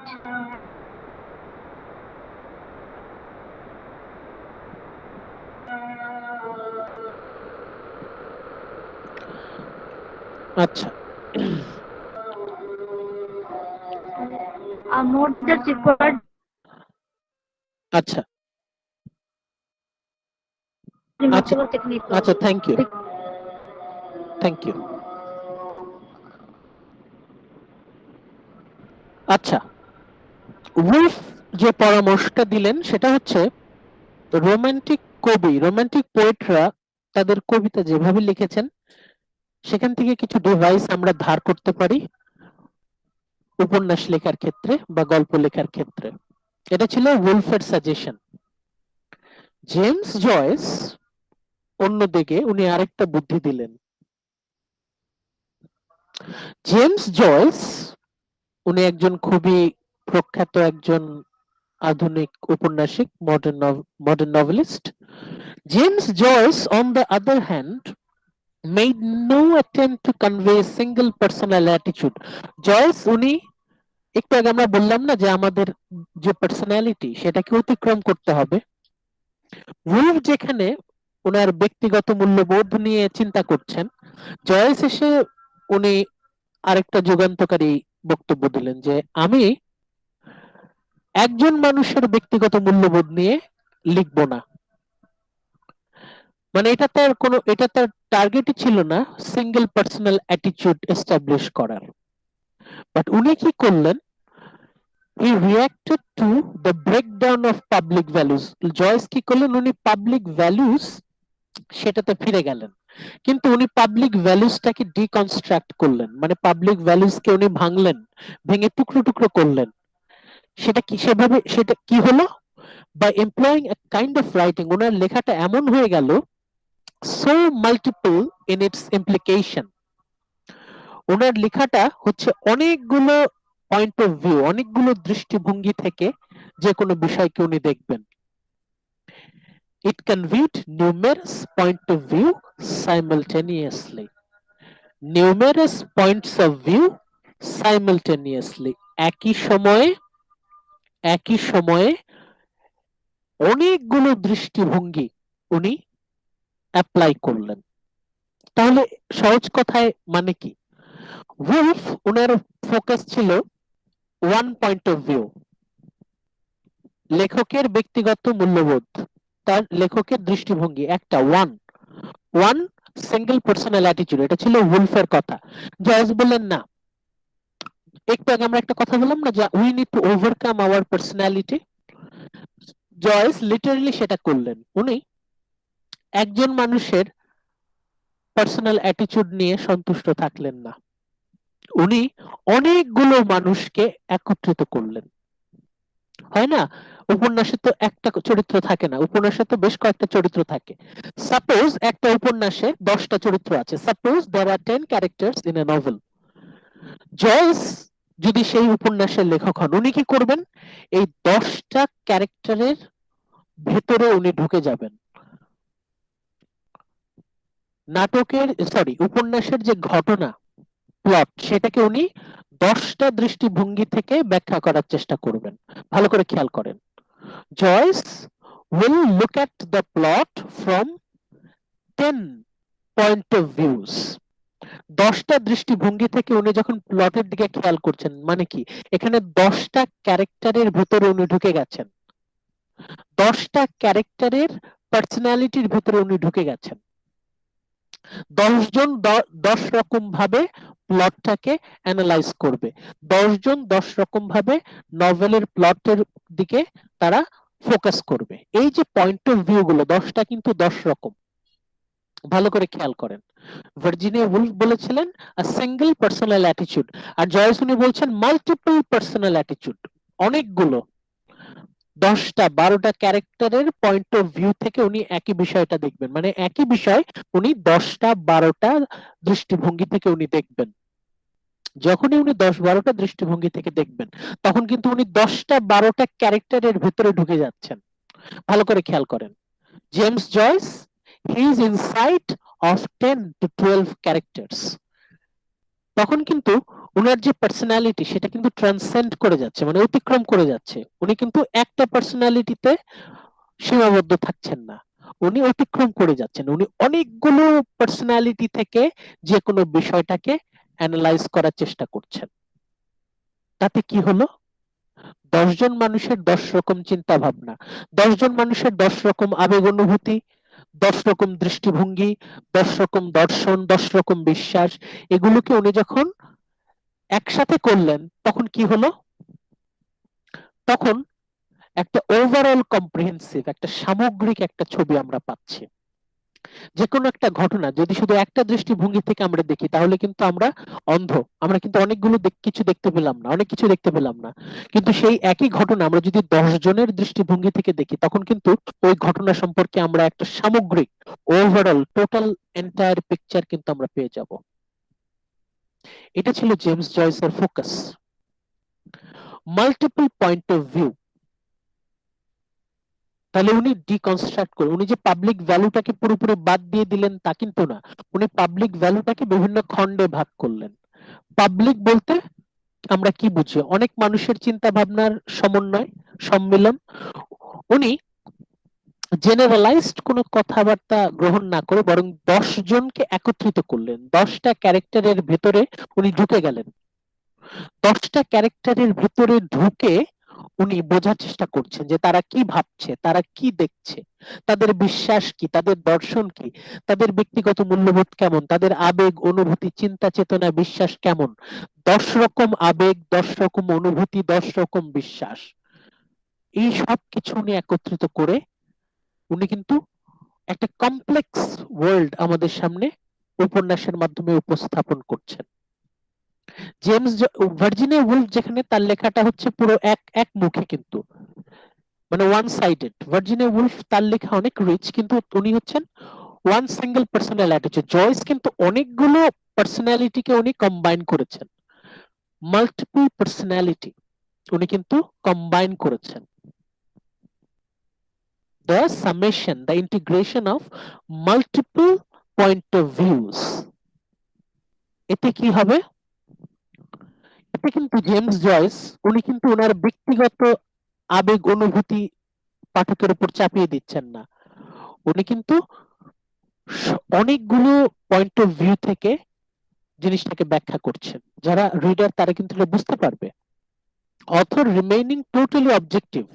এখানে James Joyce উনি কিন্তু তার ব্যক্তিগত কোনো কিছু বলছেন না, উনি অনেকগুলো পয়েন্ট অফ ভিউ থেকে উনি জাস্ট ইমপ্রেশন গুলো দিয়ে যাচ্ছেন।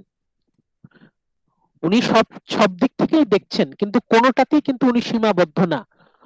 জেমস জয়েস এইটা কিন্তু কখনো বলেন নাই যে আমি 10 দিক থেকে 10টা পয়েন্ট অফ ভিউ থেকে 10টা দৃষ্টিভঙ্গি থেকে আমি ঘটনাটাকে ব্যাখ্যা করলাম, এই 10টার মধ্যে এইটা হচ্ছে ঠিক। এটা জয়েস কখনোই বলেন নাই। 10টাই ঠিক, 10টার মধ্যেই ঘাটতি আছে, একটা আরেকটাকে কমপ্লিমেন্ট করে। A mode that required remarkable technical virtuosity, এই যে কাজটা এটা কিন্তু মোটেও সহজ কাজ না। জেমস জয়েস যে কাজটা করেছেন এটা কিন্তু মাথা নষ্ট কাজ, আপনারা বুঝতে পারছেন? জেমস জয়েস তার উপন্যাসের প্রতিটা ক্যারেক্টারের পয়েন্ট অফ ভিউ থেকে উনি বিভিন্ন অ্যাঙ্গেল থেকে প্লটকে উনি অ্যানালাইজ করেন। তাহলে কি পরিমাণ কমপ্লেক্স বুঝতে পারছেন? একটু ঠান্ডা মাথায় একটু বোঝার চেষ্টা করেন। পয়েন্ট অফ ভিউ, দৃষ্টিভঙ্গি। ভার্জিনিয়া উলফ ওনার দৃষ্টিভঙ্গি হচ্ছে ওয়ান সাইডেড, একটা। আর জেমস জয়েস উনি কিন্তু বিভিন্ন পয়েন্ট অফ ভিউ থেকে, বিভিন্ন ক্যারেক্টারের মধ্য দিয়ে কিন্তু প্লটটাকে এক্সপ্লেইন করার চেষ্টা করছেন।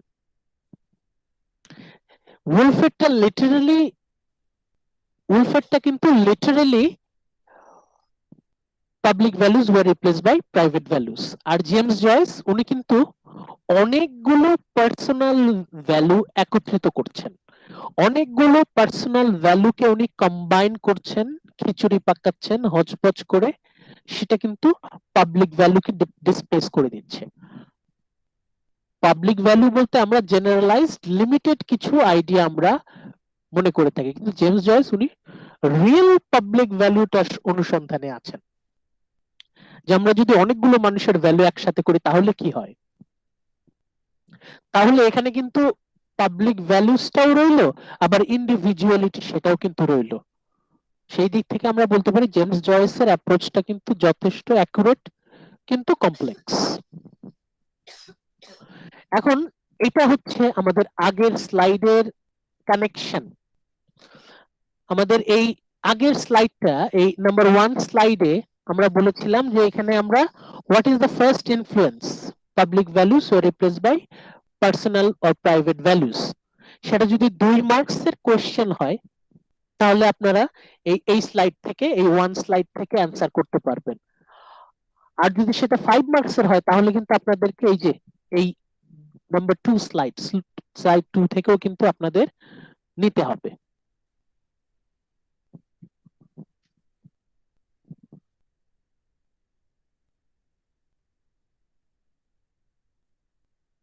আমাদের ফার্স্ট ইনফ্লুয়েন্স গেল। ফার্স্ট ইনফ্লুয়েন্স ছিল public values were replaced by personal values. Virginia Woolf উনি ওয়ান সিঙ্গেল পার্সপেক্টিভ নিয়ে কথা বলেছেন, আর আমাদের জেমস জয়েস উনি অনেকগুলো পার্সপেক্টিভকে উনি একত্রিত করেছেন। ওকে, নওরিন ইসলাম মিথিলা শুনতে পাচ্ছেন? জি স্যার। পড়েন তো শুরু থেকে, the second influence. The second influence on the changes in attitude and technique in the modern novel was a new view of life. Time New view was of time. New view of time. Time was not a series of chronological moments to be presented by the novelist in sequence with an occasional deliberate retrospect. This reminded him of, she recalled that, but a continuous flow in the consciousness of the individual, with the already continuously margining into the not yet and retrospect margining into anticipation. Okay, thank you. Rufaida Tasfia দেখতে পাচ্ছেন? Rufaida,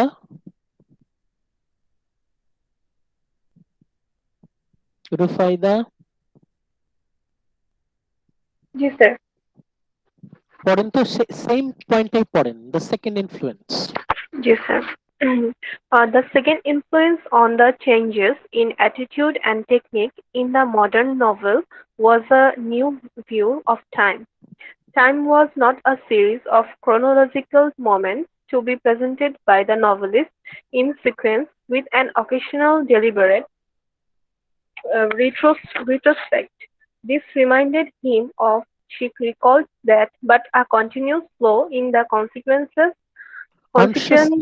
consciousness of the individual, with the already continuously merging into the not yet and retrospect merging into anticipation. Okay, thank you. আমাদের second ইনফ্লুয়েন্সটা একটু মাথা ঠান্ডা রেখে বুঝতে হবে। আমরা অলরেডি ফার্স্ট ইনফ্লুয়েন্সটা পড়ে ফেলেছি, এখন সেকেন্ড ইনফ্লুয়েন্সটা দেখেন। এই যে মডার্ন নভেলিস্ট তাদের লেখার অ্যাটিটিউড টেকনিকে পরিবর্তন হচ্ছে, মনোভাব এবং কৌশল, অ্যাটিটিউড এন্ড টেকনিকে যে পরিবর্তন হচ্ছে, তার ইনফ্লুয়েন্স নাম্বার 2, সেকেন্ড ইনফ্লুয়েন্স, সেটা কি? A new view of time. A new view of time. সময় সম্পর্কে নতুন এক ধারণা। Time, what is time? সময়। এর আগে আমাদের ধারণা ছিল যে সময় হচ্ছে সরল রেখায় সামনে যায়, অতীত, বর্তমান, ভবিষ্যৎ, অতীত, বর্তমান, ভবিষ্যৎ। অতীতে এই ঘটনাগুলো ঘটেছিল, বর্তমানে এই ঘটনা ঘটছে, ভবিষ্যতে এই ঘটনাগুলো ঘটবে। ঘটনাগুলোর সাথে সিকোয়েন্স আছে, প্রথমে এটা ঘটেছিল, তারপরে এটা ঘটেছিল, এখন এটা ঘটছে, ভবিষ্যতে এটা ঘটবে, তারপরে এটা ঘটবে, তারপরে এটা ঘটবে। এই তো টাইম সম্পর্কে আমাদের ধারণা, তাই না? অতীত, বর্তমান, ভবিষ্যৎ। এখন টাইম নিয়ে আমাদের যে ধারণা আছে এটা যথেষ্ট ত্রুটিপূর্ণ। Time was not a series of chronological moments. Time মানে একটা ঘটনা ঘটলো, তারপর আরেকটা ঘটলো, তারপর আরেকটা ঘটলো, সিকোয়েন্স অনুযায়ী যদি আমরা ঘটনাগুলোকে সাজাই সেটাকে বলে হচ্ছে ক্রোনোলজিক্যাল মোমেন্টস। এখন এই যে সিকোয়েন্স অনুযায়ী আমি অ্যাকশন গুলোকে সাজালাম, অতীতে এইটা ঘটেছে, বর্তমানে এটা ঘটছে, ভবিষ্যতে এটা ঘটবে, এটা তো আসলে টাইম না, this is not time. What is time? তাহলে সময়টা কি? আমরা বলছি ভিক্টোরিয়ান পিরিয়ড বা রোমান্টিক পিরিয়ডের কথা, যেখানে টাইমটাকে ধরা হতো আ সিরিজ অফ সিকোয়েন্সিয়াল ইনসিডেন্টস। অনেকগুলো ঘটনা ঘটছে, ঘটনাগুলোর মধ্যে একটা সিকোয়েন্স আছে, প্রথমে এটা ঘটেছিল, তারপরে এটা, তারপরে এটা, তারপরে এটা ঘটছে, তারপরে এটা ঘটবে, তারপরে এটা ঘটবে, তারপরে এটা ঘটবে। এই ঘটনাগুলোকে যদি সিকোয়েন্স অনুযায়ী সাজাই, তাহলেই আমাদের মনে হয় এই তো টাইম, টাইম তো সামনেই যাবে, টাইম তো আর পিছনে আসবে না। দেখা যাচ্ছে যে গতানুগতিক প্রচলিত যে উপন্যাসগুলোতে এটা ছিল একটা টেন্ডেন্সি, টাইমটাকে সবসময় লিনিয়ার, সরল রেখায় ধারণা করা হতো, যে টাইম সবসময় সরল রেখায় সামনে এগিয়ে যায়। কিন্তু অদ্ভুত ব্যাপার হচ্ছে, time is not a series of chronological moments to be presented in sequence। একটার পর একটা ঘটনা আমি সিকোয়েন্স অনুযায়ী সাজালাম, এটাই আসলে সময়ের প্রতিচ্ছবি না। This is not a true image of time. আসলে টাইম এরকম না। আমরা টাইমটাকে যেভাবে লিনিয়ার সহজ বোঝাচ্ছি, যে অতীত বর্তমান ভবিষ্যৎ সহজ, আসলে টাইম আইডিয়াটা এতটা সহজ না। তাহলে what is time? What is time? কাগজ কলম হাতে নেন, পয়েন্টগুলো একটু মাথায় রাখতে হবে। What is time? Time highlight করছি, খুব মন দিয়ে দেখেন। What is time? Time is a continuous flow in the consciousness of the individual। তাহলে সময় কি? Time is not a linear sequence, time is a continuous flow। সময় সব সময় বইছে, time is always flowing। Time is a continuous flow in the consciousness of the individual। Time was a continuous flow। What is time? এটা একটা ক্রমাগত প্রবাহ, সময় সব সময় বইছে। Time is always flowing। Time is a continuous flow in the consciousness of the individual। যে কোনো একটা ব্যক্তি, যে কোনো একটা ব্যক্তিত্বের যে চেতনা, যে কোনো একটা মানুষের চেতনায় সময় সারাক্ষণ বইছে, with already continuously merging into not yet। already মানে অলরেডি যেটা হয়ে গেছে সেটা মিশে যাচ্ছে, নট ইয়েট যেটা এখনো হয়নি ভবিষ্যতে হবে তার সাথে। Already is merging with not yet. কিন্তু আপনি ঠান্ডা মাথায় চিন্তা করবেন যে আপনি আসলে অলরেডি কোনটা হয়ে গেছে আর নট ইয়েট কোনটা এখনো হয়নি। এটা কিন্তু পুরোটাই আপনার মনের মধ্যে, it is all inside your mind, পুরোটাই আপনার মনের ভেতরে। আপনি বসে বসে 2 মাস আগে কি ঘটেছিল সেটা চিন্তা করছেন, তার মানে কি আপনি বর্তমানে বসে আছেন? না, আপনার চেতনা তখন অতীতে টাইম ট্রাভেল করছে। আপনি 1 সপ্তাহ পরে কি হবে এটা আপনি মনে মনে ভাবছেন, আপনি কি বর্তমানে বসে আছেন? না, আপনার মন চলে গেছে ভবিষ্যতে, আপনি টাইম ট্রাভেল করছেন। আপনার শরীরটা পড়ে আছে বর্তমানে, কিন্তু আপনার কনসিয়াসনেস, চেতনা চলে গেছে ভবিষ্যতে। দেখবেন আপনি কখনোই আপনার মনকে বেশিক্ষণ বর্তমানে ধরে রাখতে পারবেন না, ইউ উইল ফেইল, আপনি ব্যর্থ হবেন।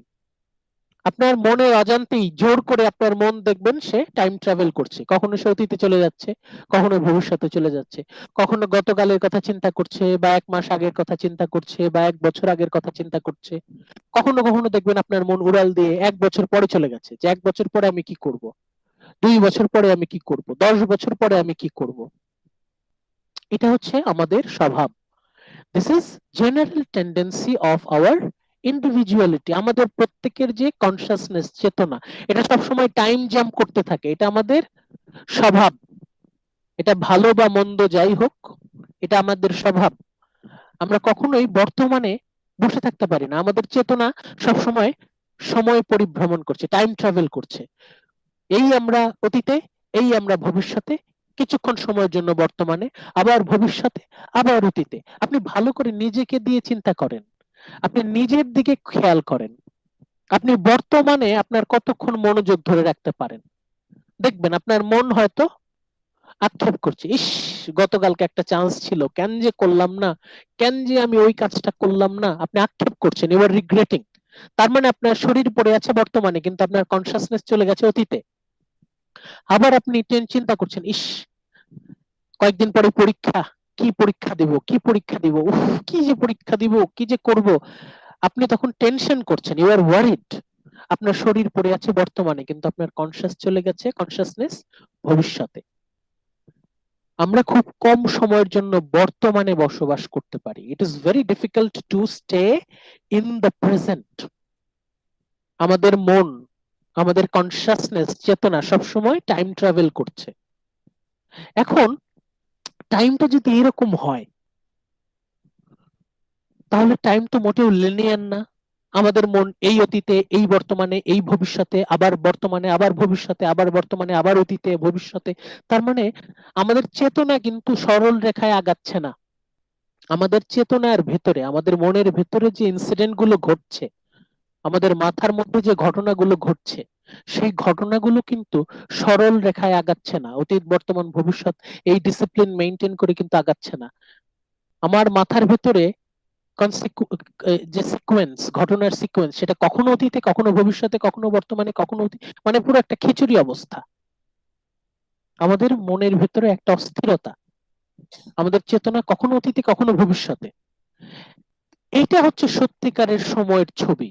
This is the true image of time. Time is always flowing. কখনো সে অতীতে ফ্লো করছে, কখনো ভবিষ্যতে ফ্লো করছে। শুধু বাইরে যেটা দেখা যায় সেটাই তো বাস্তবতা না। External reality is not the only reality. আমাদের চেতনার ভেতরে তো ঢুকতে হবে। Continuous flow in consciousness of the individual.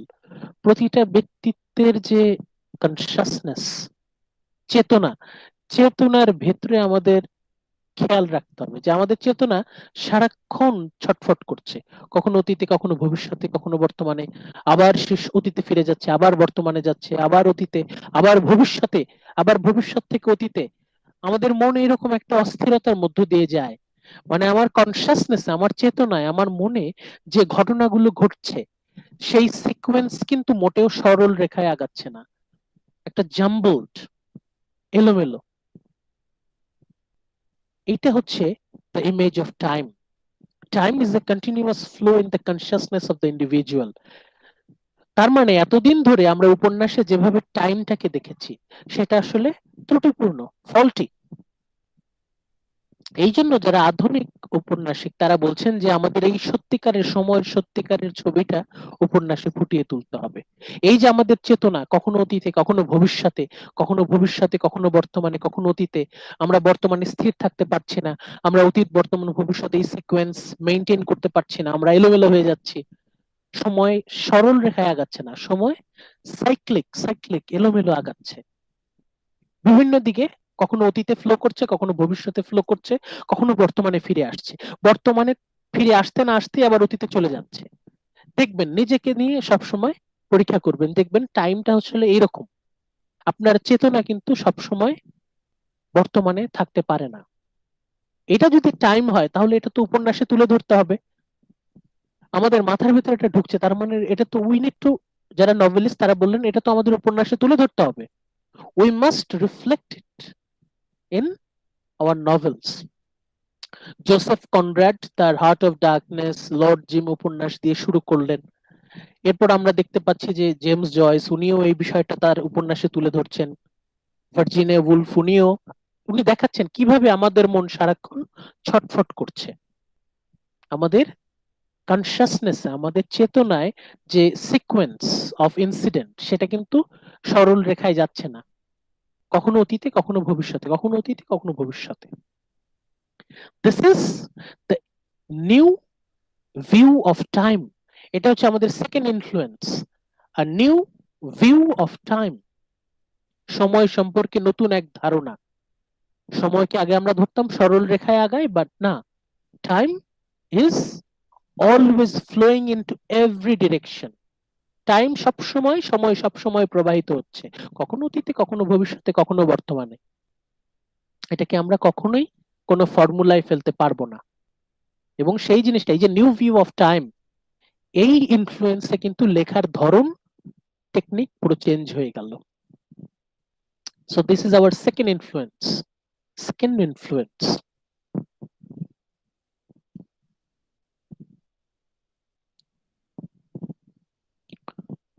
Shamsun Nahar Popy, শুনতে পাচ্ছেন? Yes, sir. পড়েন তো লাস্ট পয়েন্টটা। Okay, sir. This influence is closely bound up with the third, the new notion of the nature of consciousness, which derived in a general way from the pioneer exploration of the subconscious by Sigmund Freud, 1856 to 1959, and Carl Jung, 1875 to 1961, but were also a part of the spirit of the age and discernible even in those novelists who had not read either of these psychologists. Subconsciousness is multiple, the past is always present, I and is continually coloring one's present reaction. Thank you. Sumaiya, Sumaiya Sultana, শুনতে পাচ্ছেন? সুমাইয়া সুলতানা, জি sir. পড়েন তো last পয়েন্টটা আবার। This influence is closely bound up with a third, the new notions of the nature of consciousness, which derived in a general way from the pioneer explorations of the subconscious by Sigmund Freud and Carl Jung, but were also part of the spirit of the age and uh, discernible discernible uh, even in those novelists who had not read either of these psychologists. Consciousness is multiple, the past is always present. present and is continually coloring one's present reaction. ওকে, এখন এই যে last ইনফ্লুয়েন্সটা, third ইনফ্লুয়েন্সটা কি? Third influence হচ্ছে the new notion of the nature of consciousness. মানুষের চেতনা, মানুষের চেতনা নিয়ে নতুন ধারণা। এর আগে মানুষের চেতনা নিয়ে আমরা যারা উপন্যাসিক তাদের উপন্যাসগুলো যদি দেখি, তাদের মন দেখা যেত যে একটাই লেয়ার, নায়ক বা নায়িকা বা ভিলেন তাদের মনে একটাই লেয়ার, একটাই কনসাসনেস বলতে তাদের মনকে বুঝাই, যে মন হচ্ছে একটাই সিঙ্গুলার এন্টিটি। কিন্তু সিগমন্ড ফ্রয়েড উনি ওনার রিসার্চের মাধ্যমে দেখিয়ে দিলেন যে আমাদের চেতনার অনেকগুলো লেয়ার, অনেকগুলো ধাপ আছে, অনেকগুলো অংশ, মাল্টিপল লেয়ার পার্সোনালিটি। এটাকে উনি মানে কনশাস, সাবকনশাস, আনকনশাস নামে নামকরণ করলেন। কনশাস হচ্ছে চেতনা, যেটা আপনি আমি সারাক্ষণ টের পাই। আমাদের মনের ভেতরে যে ঘটনাগুলো ঘটছে সেই ঘটনাগুলো আমরা টের পাচ্ছি, এটাকে বলে হচ্ছে কনশাস। কিছু কিছু ঘটনা আছে আমরা মাঝে মাঝে টের পাই না, ধরিয়ে দিলে টের পাই, মানে আমরা মনের অজান্তেই অনেক কিছু করে ফেলি, পরে আমরা টের পাই। তাৎক্ষণিকভাবে আমরা হয়তো টের পাই না, কিন্তু একটা সময় পরে গিয়ে কেউ ধরিয়ে দিলে অথবা আমরা একটু পরে গিয়ে টের পাই, আরে আমি এতক্ষণ কি ভাবছিলাম। মনের অজান্তেই আমরা অন্য অনেক কিছু আমাদের মনে চলতে থাকে, এটা হচ্ছে সাবকনশিয়াস। আরেকটা হচ্ছে আনকনশিয়াস, সেটা হচ্ছে আমার মনের ভেতরে এমন কিছু চলছে যেটা আমি নিজেও জানি না এবং জানতেও পারবো না। সাবকনশিয়াস তো ধরিয়ে দিলে আপনি ধরতে পারবেন, যে আরে আরে তাই তো খেয়াল করিনি তো। সাবকনশিয়াস হচ্ছে আপনার মনে চলছে কিন্তু আপনি টের পাচ্ছেন না, কেউ ধরিয়ে দিলে আপনি টের পাবেন, অথবা নিজে কিছুক্ষণ পরে টের পাবেন, আরে আমি এতক্ষণ কি ভাবছিলাম। সাবকনশিয়াস হচ্ছে একটু চেষ্টা করলে টের পাওয়া যায়, বোঝা যায়। আর আনকনশিয়াস হচ্ছে আপনি যতই চেষ্টা করেন আপনি বুঝতে পারবেন না। আনকনশিয়াস লেভেলে, আপনার মনের এমন একটা গভীর স্তর আছে যেখানে এমন কিছু চলছে যেটা আপনি একা কখনোই বের করতে পারবেন না। যতক্ষণ পর্যন্ত না অন্য কেউ আপনাকে সেটা বের করে দিবে ততক্ষণ পর্যন্ত আপনি সেটা বের করতে পারবেন না। এমনকি দেখা যায় অন্যরা ধরিয়ে দিলেও আপনি সেটা স্বীকার করতে চাইবেন না। আপনার আনকনশিয়াস হচ্ছে আপনার অচেতনে, চেতন, অবচেতন, অচেতন। এই যে আমাদের কনসিয়াসনেসের যে মাল্টিপল লেয়ার, এটা নিয়ে ফ্রয়েড কাজ করেছেন, কার্ল ইয়ুং, যদিও এটা লেখা আছে জাং, বাট এটার উচ্চারণ হচ্ছে ইয়ুং, কার্ল ইয়ুং। সিগমন্ড ফ্রয়েড আর কার্ল ইয়ুং এরা হচ্ছে পার্সোনালিটির যে বিভিন্ন লেয়ার, বিভিন্ন ধাপ, সেগুলো নিয়ে তারা কথা বলেছেন। এখন দেখা যাচ্ছে অনেক লেখক আছে তারা সিগমন্ড ফ্রয়েডের লেখা পড়েছে, কার্ল জুং এর রিসার্চ তারা পড়েছে, পড়ে তারপরে তারা উপন্যাস লিখছে বা গল্প লিখছে। আবার অনেকে আছে না পড়েই তারা যখন গল্প উপন্যাস লিখছে সেখানে তারা এই যে মাল্টিপল কনসিয়াসনেস এর বিষয়টা তারা লক্ষ্য করছে। এই পয়েন্টটা দিয়ে আজকে আমাদের লেকচার আমরা শেষ করে দিব। মাল্টিপল কনসিয়াসনেস, এই যে আমাদের চেতনার অনেকগুলো ধাপ, অনেকগুলো লেয়ার, এটা কিন্তু সত্য। আপনার মনে দেখবেন অনেক ঘটনা ঘটে যেটা আপনি টের পান না, অনেক ঘটনা ঘটে যেটা আপনি একটু খেয়াল করলে হয়তো টের পাবেন। আবার অনেকগুলো ঘটনা আছে যেটা আপনার সারাক্ষণ আপনি কনসিয়াস আছেন যে এটা চলছে, আমার ভিতরেই চলছে। সাপোজ আপনার মনের ভেতরে 10টা চিন্তা চলছে, আপনার মনের ভেতরে 10টা চিন্তা চলছে, এর মধ্যে 3টা চিন্তা আপনার চেতনায় আছে, মানে আপনি 3টা চিন্তা সম্পর্কে সচেতন আছেন, 3টা চিন্তা আপনার অবচেতনে ঘুরছে।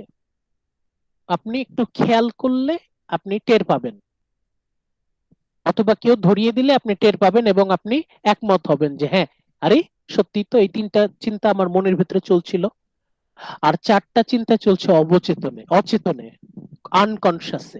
এটা যদি কেউ আপনাকে ধরিয়েও দেয় তাও আপনি বিশ্বাস করতে চাবেন না, কারণ এটা হচ্ছে আপনার চেতনার একদম গভীরে, অচেতনে এটা লুকায়িত আছে। কনসিয়াসনেস ইজ মাল্টিপল, আমাদের চেতনার অনেকগুলো স্তর আছে। এটা যখনই উপন্যাসে অ্যাপ্লাই করা গেল তখনই দেখা গেল যে উপন্যাস চেঞ্জ হয়ে গেল। এতদিন যেভাবে উপন্যাস চলছিল সেই উপন্যাসের পুরো অ্যাটিটিউড, টেকনিক চেঞ্জ হয়ে গেল।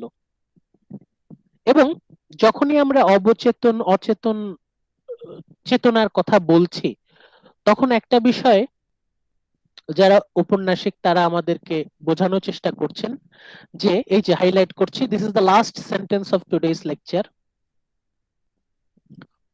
The past is always present. অতীত মানেই যেটা চলে গেছে, শেষ হয়ে গেছে তা কিন্তু না। অতীত সবসময়ই বর্তমান। কেন, কিভাবে? কারণ অতীতের উপর ভিত্তি করেই বর্তমান প্রতিষ্ঠিত। Past is the foundation of present. আপনি যে বর্তমানকে রিয়েলাইজ করছেন, অনুধাবন করছেন, এই যে আপনি বর্তমানকে বোঝার চেষ্টা করছেন, এর পেছনে ফাউন্ডেশন কিন্তু পাস্ট। মানে আপনি আপনার অতীতের শিক্ষার উপর ভিত্তি করেই তো বর্তমানকে জাজ করছেন, যাচাই করছেন, বিচার করছেন। তাহলে পাস্ট কিন্তু সবসময় প্রেজেন্ট। অতীত মানেই যে চলে গেছে তা কিন্তু না। অতীত কিন্তু আপনার মনের মধ্যে বর্তমান, এবং আপনার মন সবসময় কিন্তু ভবিষ্যতের কথা চিন্তা করছে। তার মানে ভবিষ্যৎও কিন্তু বর্তমান। ভবিষ্যৎ যে পরে আসবে তা কিন্তু না। আপনার মন কিন্তু ভবিষ্যতে চলে যায় মাঝে মাঝে, দেখবেন। পাস্ট যেমন মানুষের পার্সোনালিটিটাকে গ্রো করে এবং প্রেজেন্টটাকে গড়ে দেয়, present, past is the foundation of present. এবং প্রেজেন্ট মানেই চেতনা সবসময় ভবিষ্যতের কথা চিন্তা করছে। মানে আমাদের কনসিয়াসনেস কিন্তু একই সাথে অতীত, বর্তমান এবং ভবিষ্যতে যাতায়াত করে কন্টিনিউয়াসলি, সবসময় কিন্তু ফ্লো এর মধ্যে থাকে। আমাদের কনসিয়াসের এই যে লেয়ারটা, এই যে টাইম ট্রাভেল, এটা কখনো কখনো আমরা টের পাই, কখনো কখনো নিজেরাও জানি না। হয়তো কেউ একজন হঠাৎ করে ধরিয়ে দিলে আমরা চিন্তা করি, ও এতক্ষণ তো আমি ভবিষ্যতের কথা চিন্তা করছিলাম, ও এতক্ষণ তো আমি অতীতের কথা চিন্তা করছিলাম।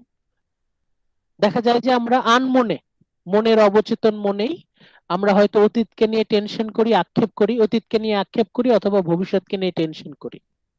Either we regret about our past or we are worried about our future. বর্তমানে আমরা খুব কম সময়ের জন্য থাকতে পারি। দেখেন, either we regret about our past, হয় আমরা অতীতকে নিয়ে আক্ষেপ করি, ইস কেন এটা করলাম না, অথবা we are worried about our upcoming future, ভবিষ্যতে কি হবে, কি যে হবে, কি যে হবে। এই রিগ্রেট আর ওয়ারি, এই দুয়ের মধ্যে কিন্তু আমাদের বর্তমান খরচ হয়ে যাচ্ছে। এখন এই জিনিসটা সবার জন্য সত্য, it is true for everyone. আপনারা নিজেদের জীবন নিয়ে দেখেন। এখন এই যে new view of time, new notions about consciousness, idea about time, idea about consciousness, এই যে এই দুটো ইনফ্লুয়েন্সে কিন্তু যারা উপন্যাসিক তাদের উপন্যাস লেখার ধরন, কৌশল কিন্তু পাল্টে যাচ্ছে। আজকে আমরা এই পর্যন্তই থাকবো। আজকে আমরা 3টা ইনফ্লুয়েন্স নিয়ে কথা বললাম। এর মধ্যে 5 মার্কসের জন্য থাকবে হচ্ছে new public values were replaced by private values, এটা থাকবে 5 মার্কের জন্য, যেটা এই 2 স্লাইড থেকে আপনারা পাবেন। আর এই 3rd স্লাইডে এসে দেখবেন নিউ ভিউ অফ টাইম, এটার জন্য 2 মার্কস, আর নিউ আইডিয়া অ্যাবাউট কনসিয়াসনেস, এটার জন্য 2 মার্কস। এই হচ্ছে আমাদের 3টা ইনফ্লুয়েন্স। কি কি ইনফ্লুয়েন্স আমি আবার রিভাইজ করছি। কি কি ইনফ্লুয়েন্স? এই যে 3 মেজর ইনফ্লুয়েন্স, 3টা গুরুত্বপূর্ণ ইনফ্লুয়েন্স আছে on the changes in attitude and technique in the fiction writers, যারা নভেলিস্ট, যারা স্টোরি রাইটার, তাদের মনোভাব, অ্যাটিটিউড এবং তাদের টেকনিকে বড় ধরনের পরিবর্তন আসছে। এই বড় ধরনের পরিবর্তনের পেছনে 3টা গুরুত্বপূর্ণ প্রভাবক আছে, 3টা ইনফ্লুয়েন্স আছে। Influence number 1, public values were replaced by private values. Number 2, a new view of time. Time is always flowing. Number 3, a new idea about the nature of consciousness. মানুষের চেতনা সম্পর্কে নতুন ধারণা, সময় সম্পর্কে নতুন ধারণা। নাম্বার 2, নাম্বার 3, মানুষের চেতনা সম্পর্কে নতুন ধারণা। সময় সম্পর্কে নতুন ধারণা মানে কি? সময় সরল রেখায় আগায় না, পাস্ট, প্রেজেন্ট এন্ড ফিউচার একই সাথে অবস্থান করে। কোথায়? আমাদের চেতনায়। এবং আমাদের চেতনার অনেকগুলো ধাপ, এটা হচ্ছে নাম্বার 3, কনসিয়াস, সাবকনসিয়াস, আনকনসিয়াস। এই হচ্ছে আজকের মতো। আপনারা এই 3টা টপিক নিয়ে করতে, তাহলে আজকে আমরা 5 মার্কের দুটো কভার করেছি। একটা 5 মার্কের কভার হচ্ছে ওভারঅল 3টা ইনফ্লুয়েন্স নিয়ে আলোচনা, এটা 5 মার্কসের। যদি 3টা ইনফ্লুয়েন্স নিয়ে কথা বলে যে হোয়াট আর দ্য 3 ইনফ্লুয়েন্সেস, 3টা ইনফ্লুয়েন্স, এটা হচ্ছে 5 মার্কসের জন্য আসবে। Two public values are replaced by private values, এটার জন্য 5 marks. The new view of time, এটার জন্য 2 মার্কস। আর নিউ ভিউ অফ কনসিয়াসনেস, এটার জন্য 2 মার্কস। আমরা এই টোটাল 2 মার্কসের এক্সপ্লেনেশন আর 2টা 5 মার্কসের শর্ট কোয়েশ্চেন আমরা আজকে কিন্তু কভার করলাম। ওকে, বুঝতে পারছেন? জি স্যার। এটা রিভাইজ করেন, খেয়াল করেন। আর এই তো আজকে এই পর্যন্তই থাকুক। আমরা একটা ক্লাস অলরেডি মিস করে ফেলেছি। আমি যদি আপনাদেরকে